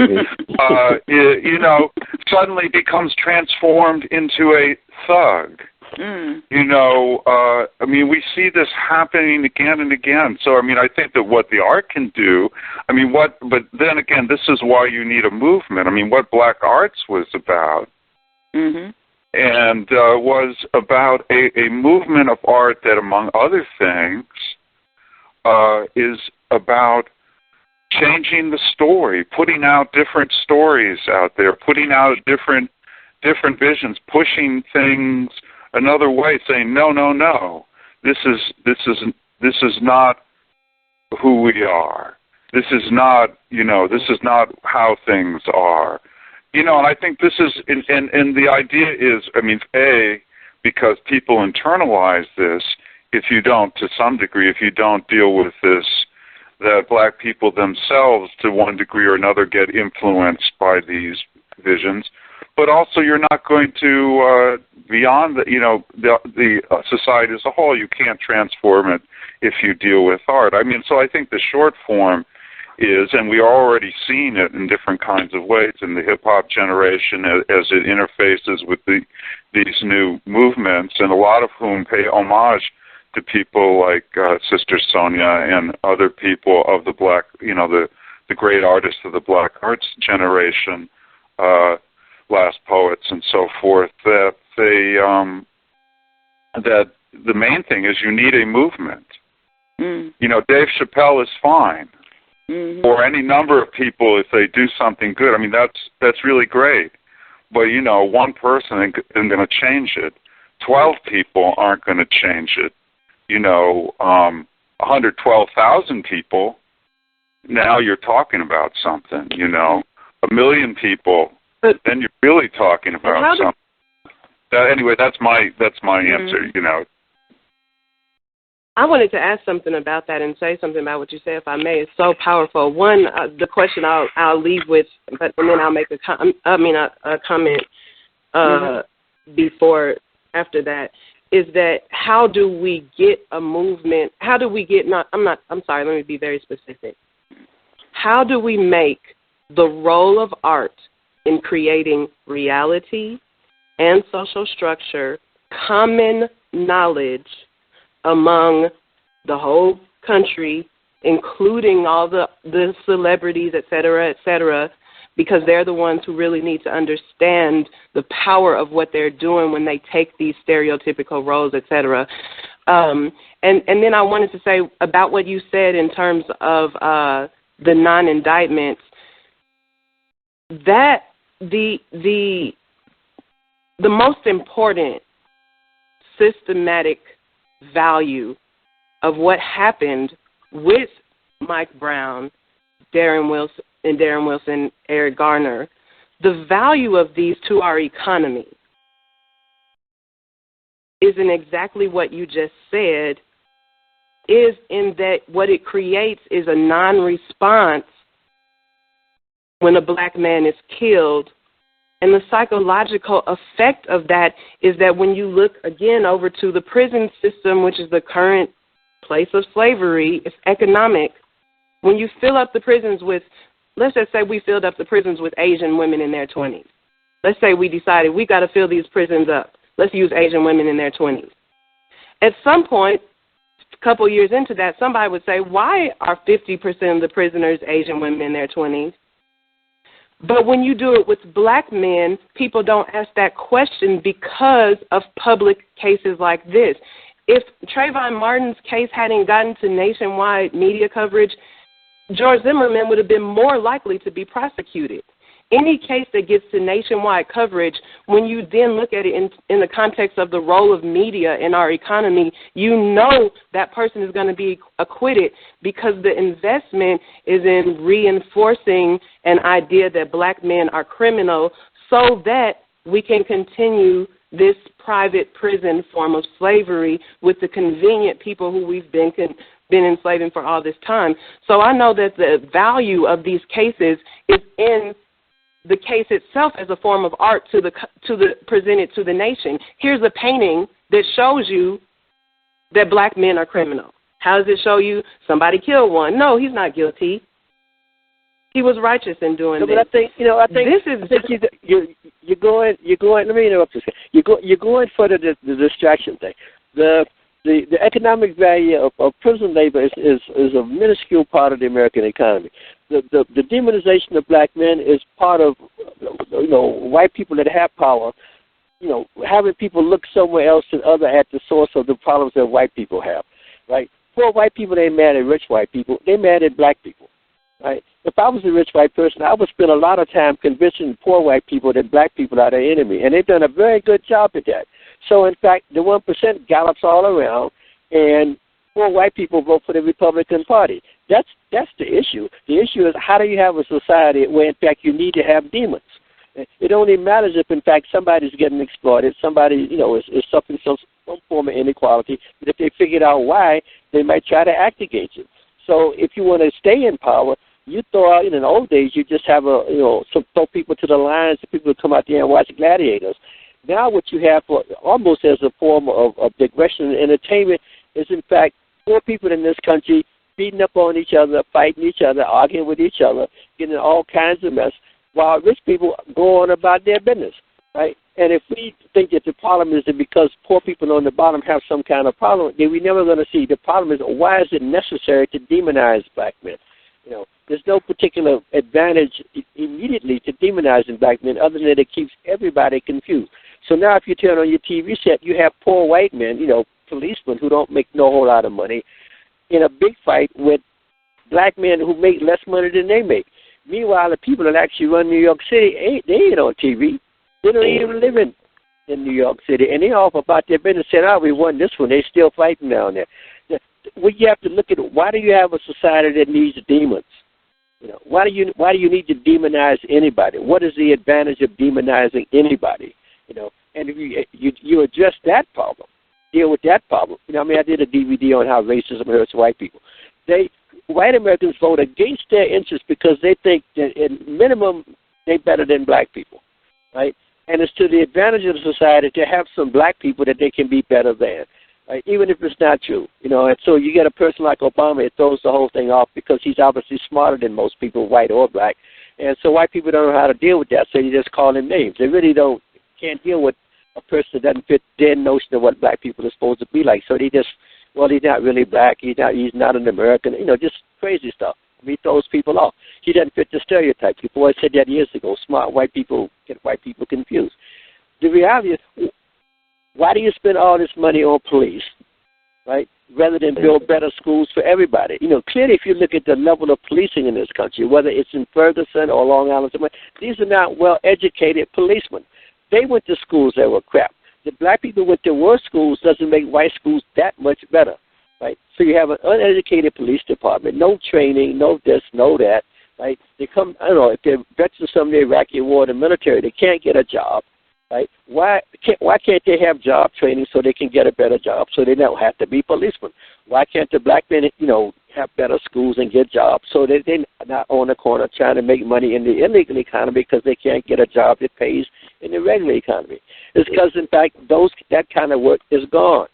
right? That work is shipped overseas. Everything you have on your back now and everything I'm wearing on my back now was made either in China or Vietnam or Thailand or Latin America somewhere. And nobody's wearing anything that's made in this country.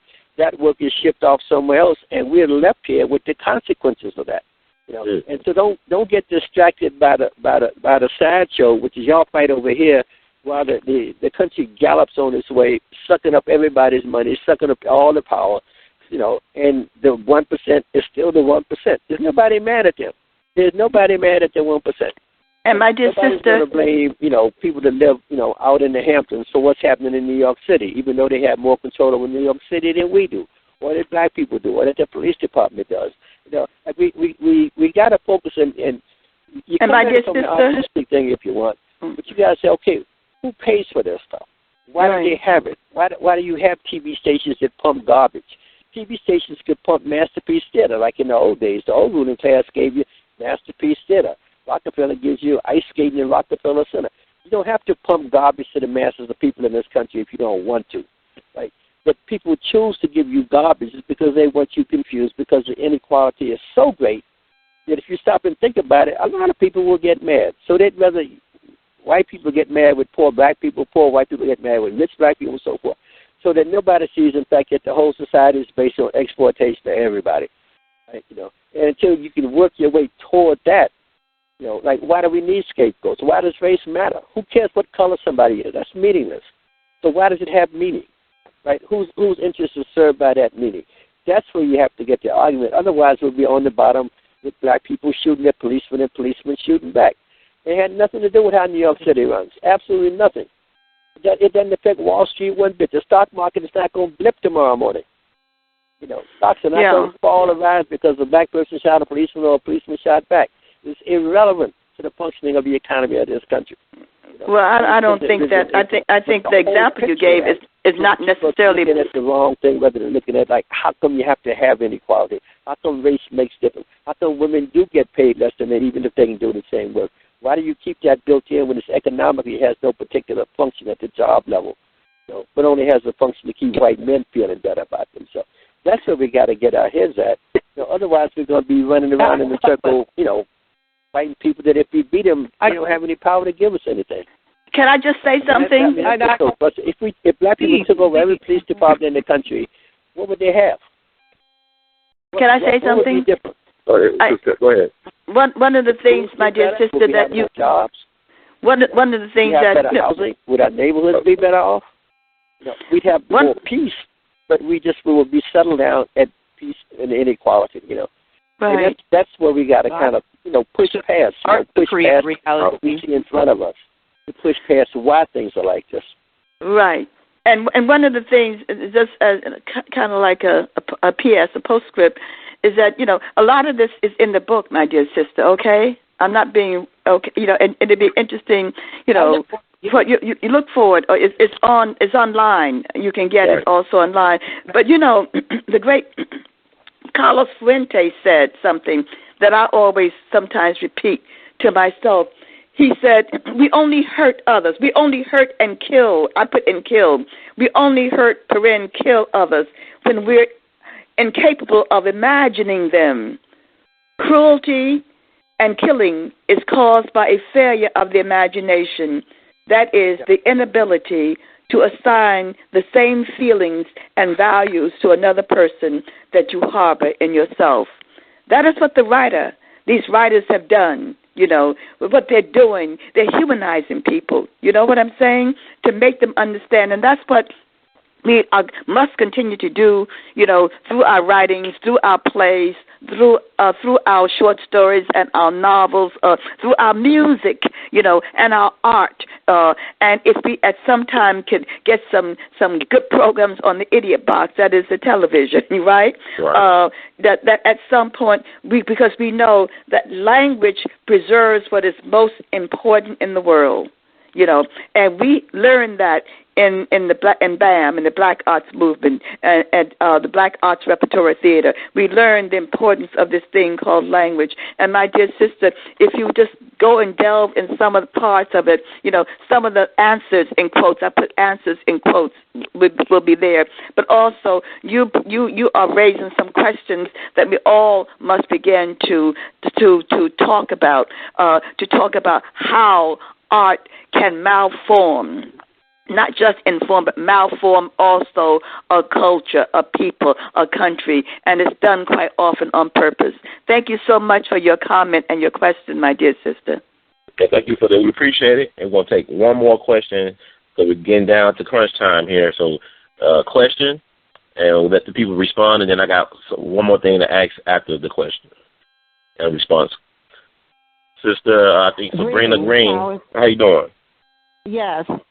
Yes, greetings. How is everybody? Fine, thank you, my sister. Sonia Sanchez.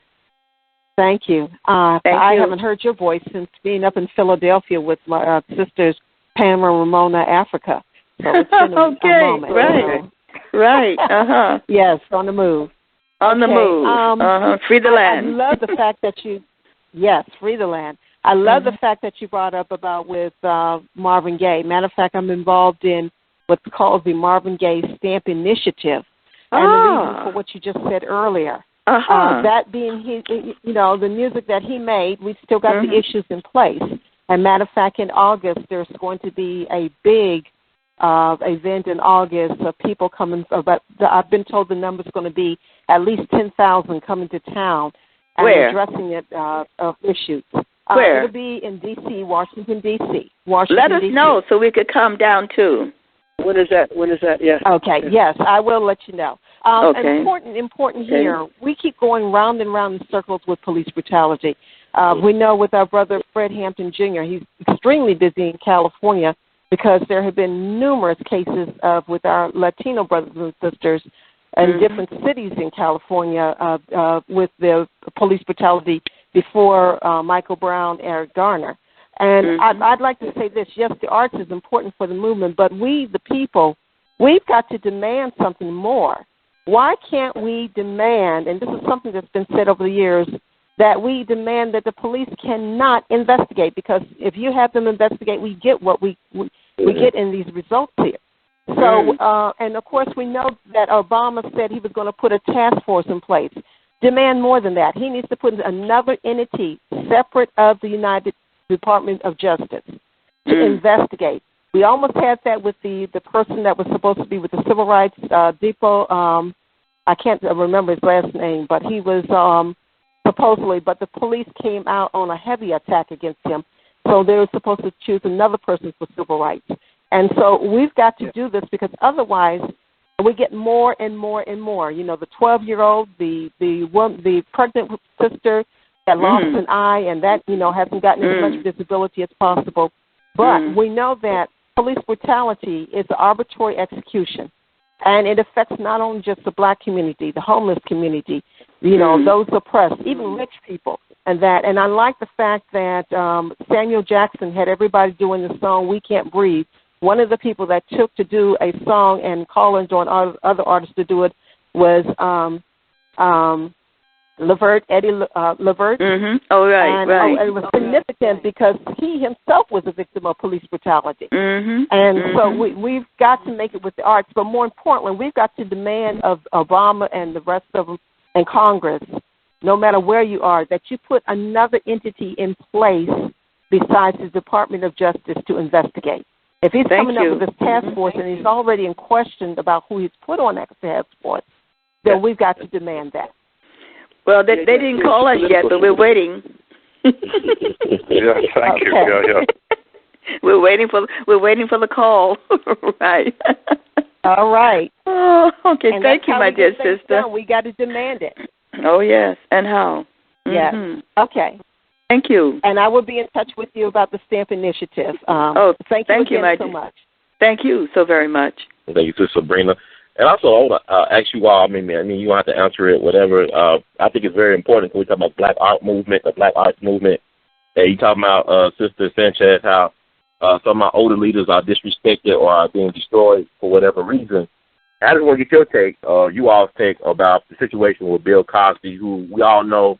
No, we're not going to talk about. We're not going to talk about. We have to wait and see what is good. That's what I meant when I was trying to say earlier. Mm-hmm. You know, and I know it's because how easy it is to put things on, you know, the web and whatever, et cetera. You know, I think we as a people have got to learn how to wait and observe and see before we move and, you know, and say, you know, this and that. Because, I mean, all we've heard so far is that, you know, one side of this one at some point. And I think that at some point we move at such a fast pace sometimes to wipe people out.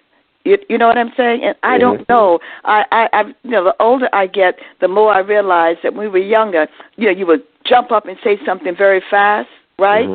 You know, now at some point, you know, I want to hear what truly is going on here. Let me hear all the facts. You know, let me hear from everybody at some point. Let me even ask some questions of people at some particular point and see, you know, what is really going on in terms of our brother, our sister, his children, you know, and other people also too, because I don't know. I mean, I don't really have a clear picture. All I know is that at some particular point, you know, this thing broke, you know, and then there was person after person after person after person, and you know, I know that one of the ways that people are destroyed is that they're destroyed through gossip. You know what I'm saying? You know, we saw it with UNIA. One of the ways that was destroyed was through gossip, with people saying terrible things about Marcus Garvey. You know, and so therefore, boom, you can move. So I don't know.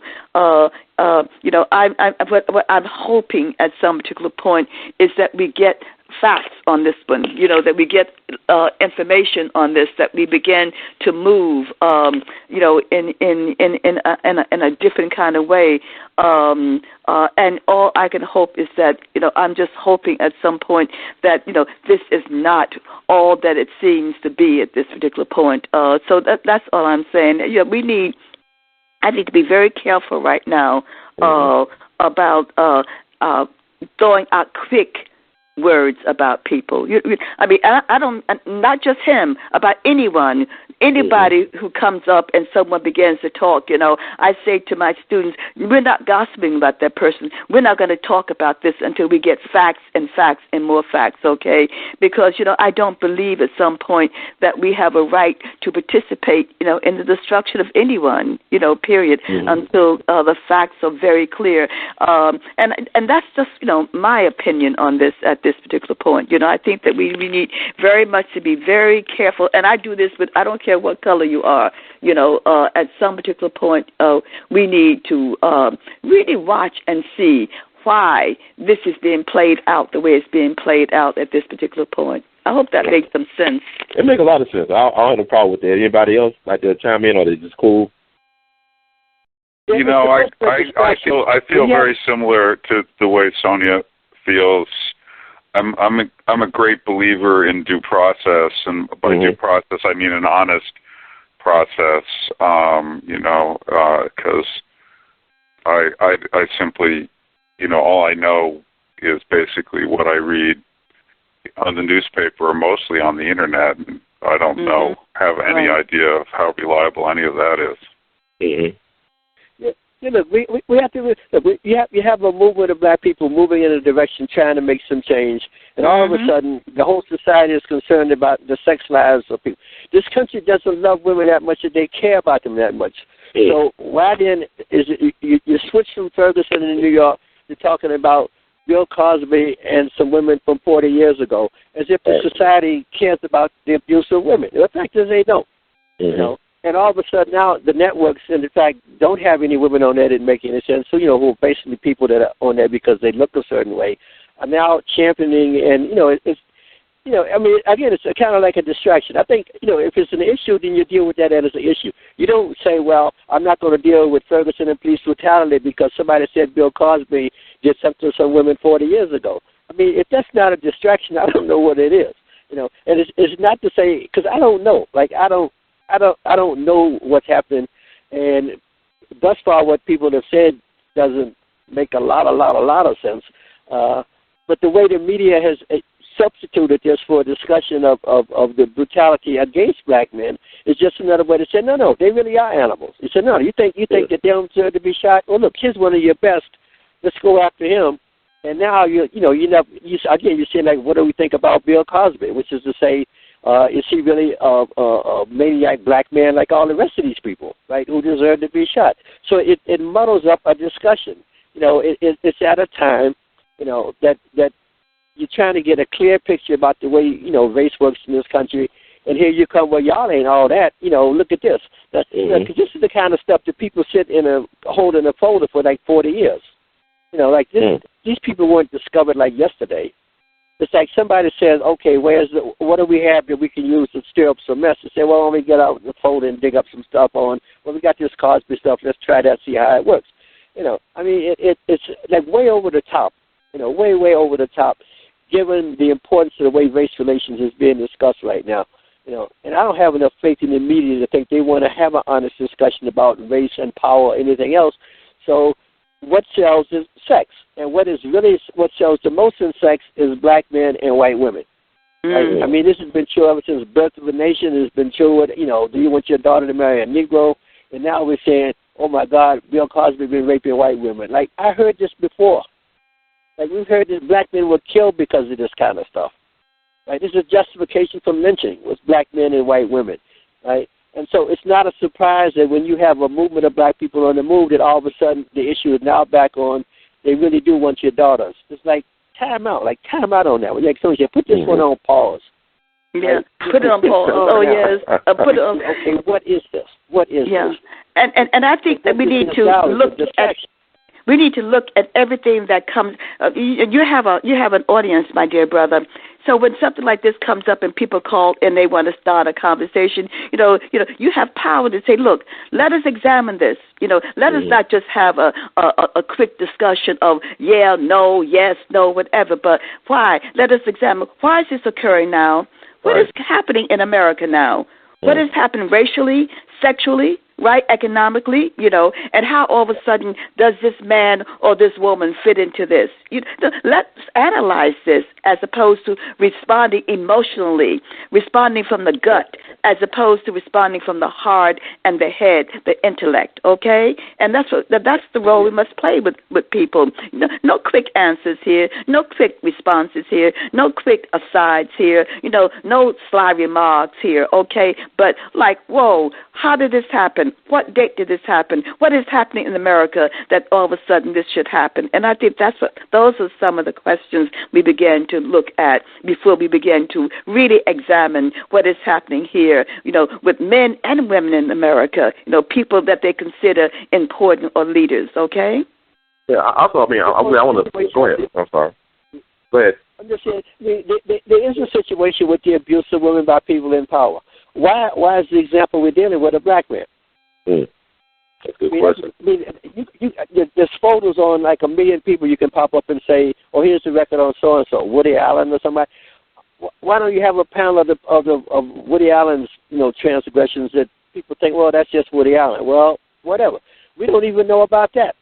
So I'm saying this country, race and sex in this country are so intertwined that when you get, on national TV a discussion of black men and white women, you know that it's not going to be real. It's going to be way, way over the top, like the Tiger Woods thing, which is basically between him and his wife. I don't see why it's any of my business. Why is that my business what Tiger Woods does? Like, I don't get that. But, he had his whole golf thing got flipped upside down because of what? That he cheats on his wife. This makes him unusual among men in America. And why did it happen at a time when he was getting ready to break one of the most important records? Huh?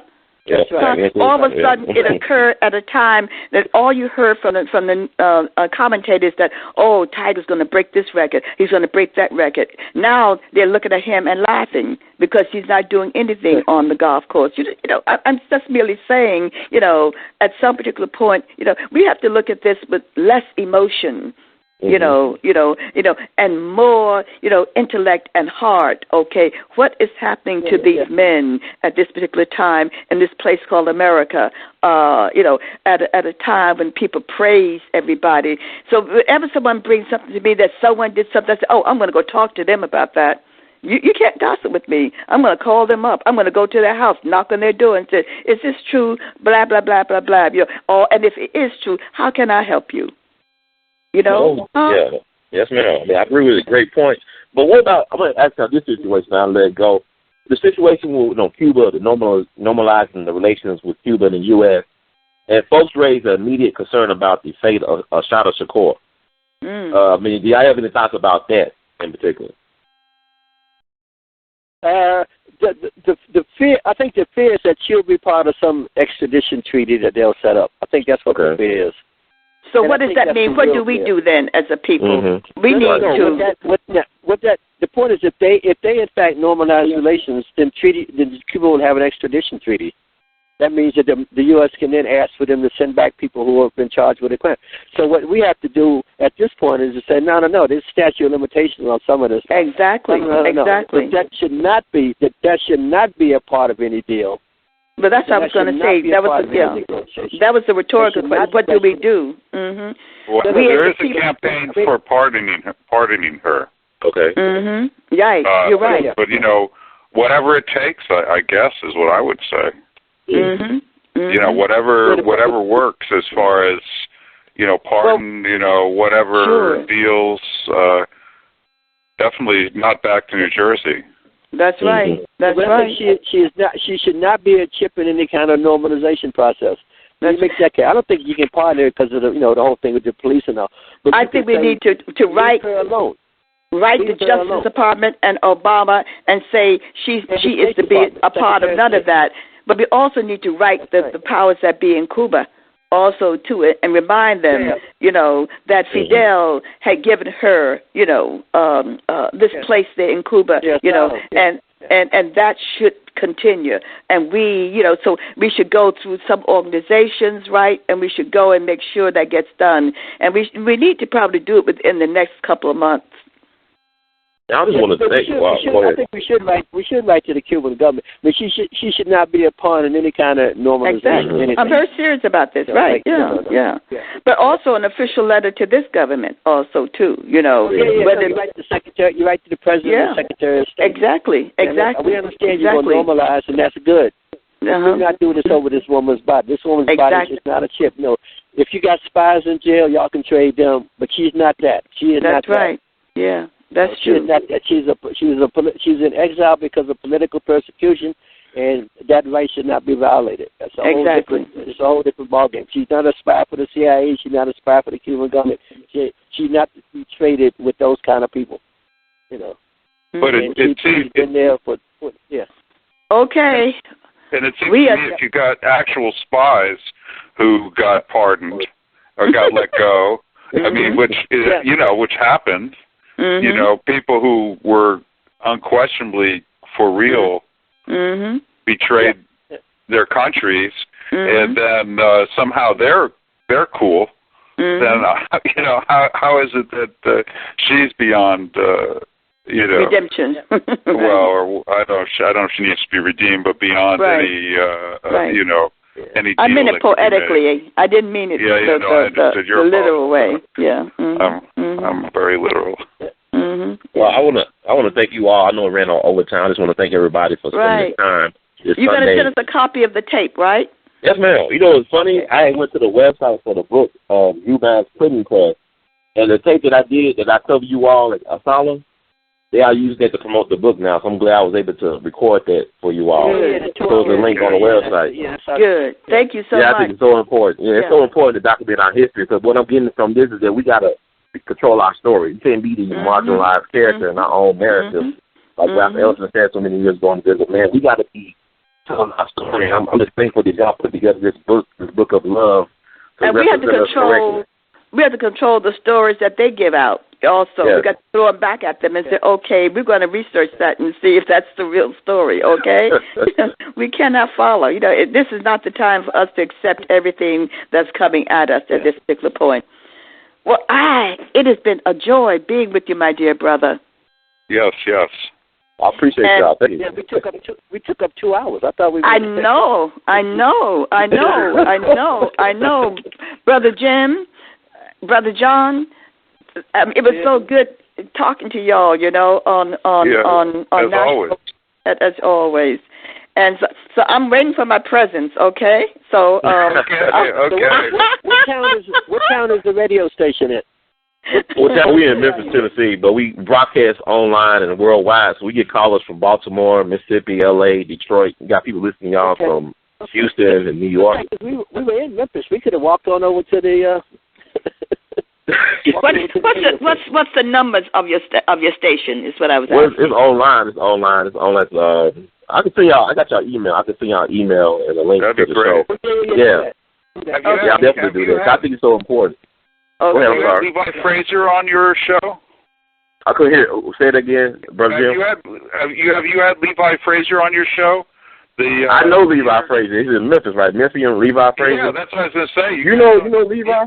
A little bit. You could get him to talk to you about Black Arts Movement in Memphis. I'm definitely going to do that now. I'm glad you put that in my head. I appreciate that. I mean, it's a small world, So I'll definitely reach out to Bracey. We're actually Facebook friends, but that's another story.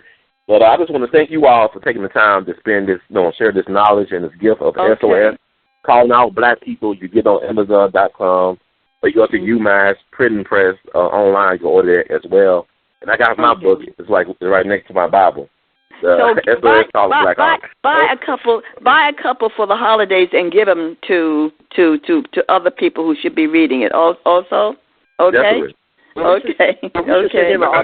We should send him an autograph copy, though. Yeah, give us your address. I'll be honored. Give us your address and we'll send you an autographed copy of our signatures, okay? Yes, ma'am. I can do that. In the words of Greg Duke Ellington, we love you all madly and keep on producing and pushing. Thank you, my brother. Thank you. Thank you. Y'all.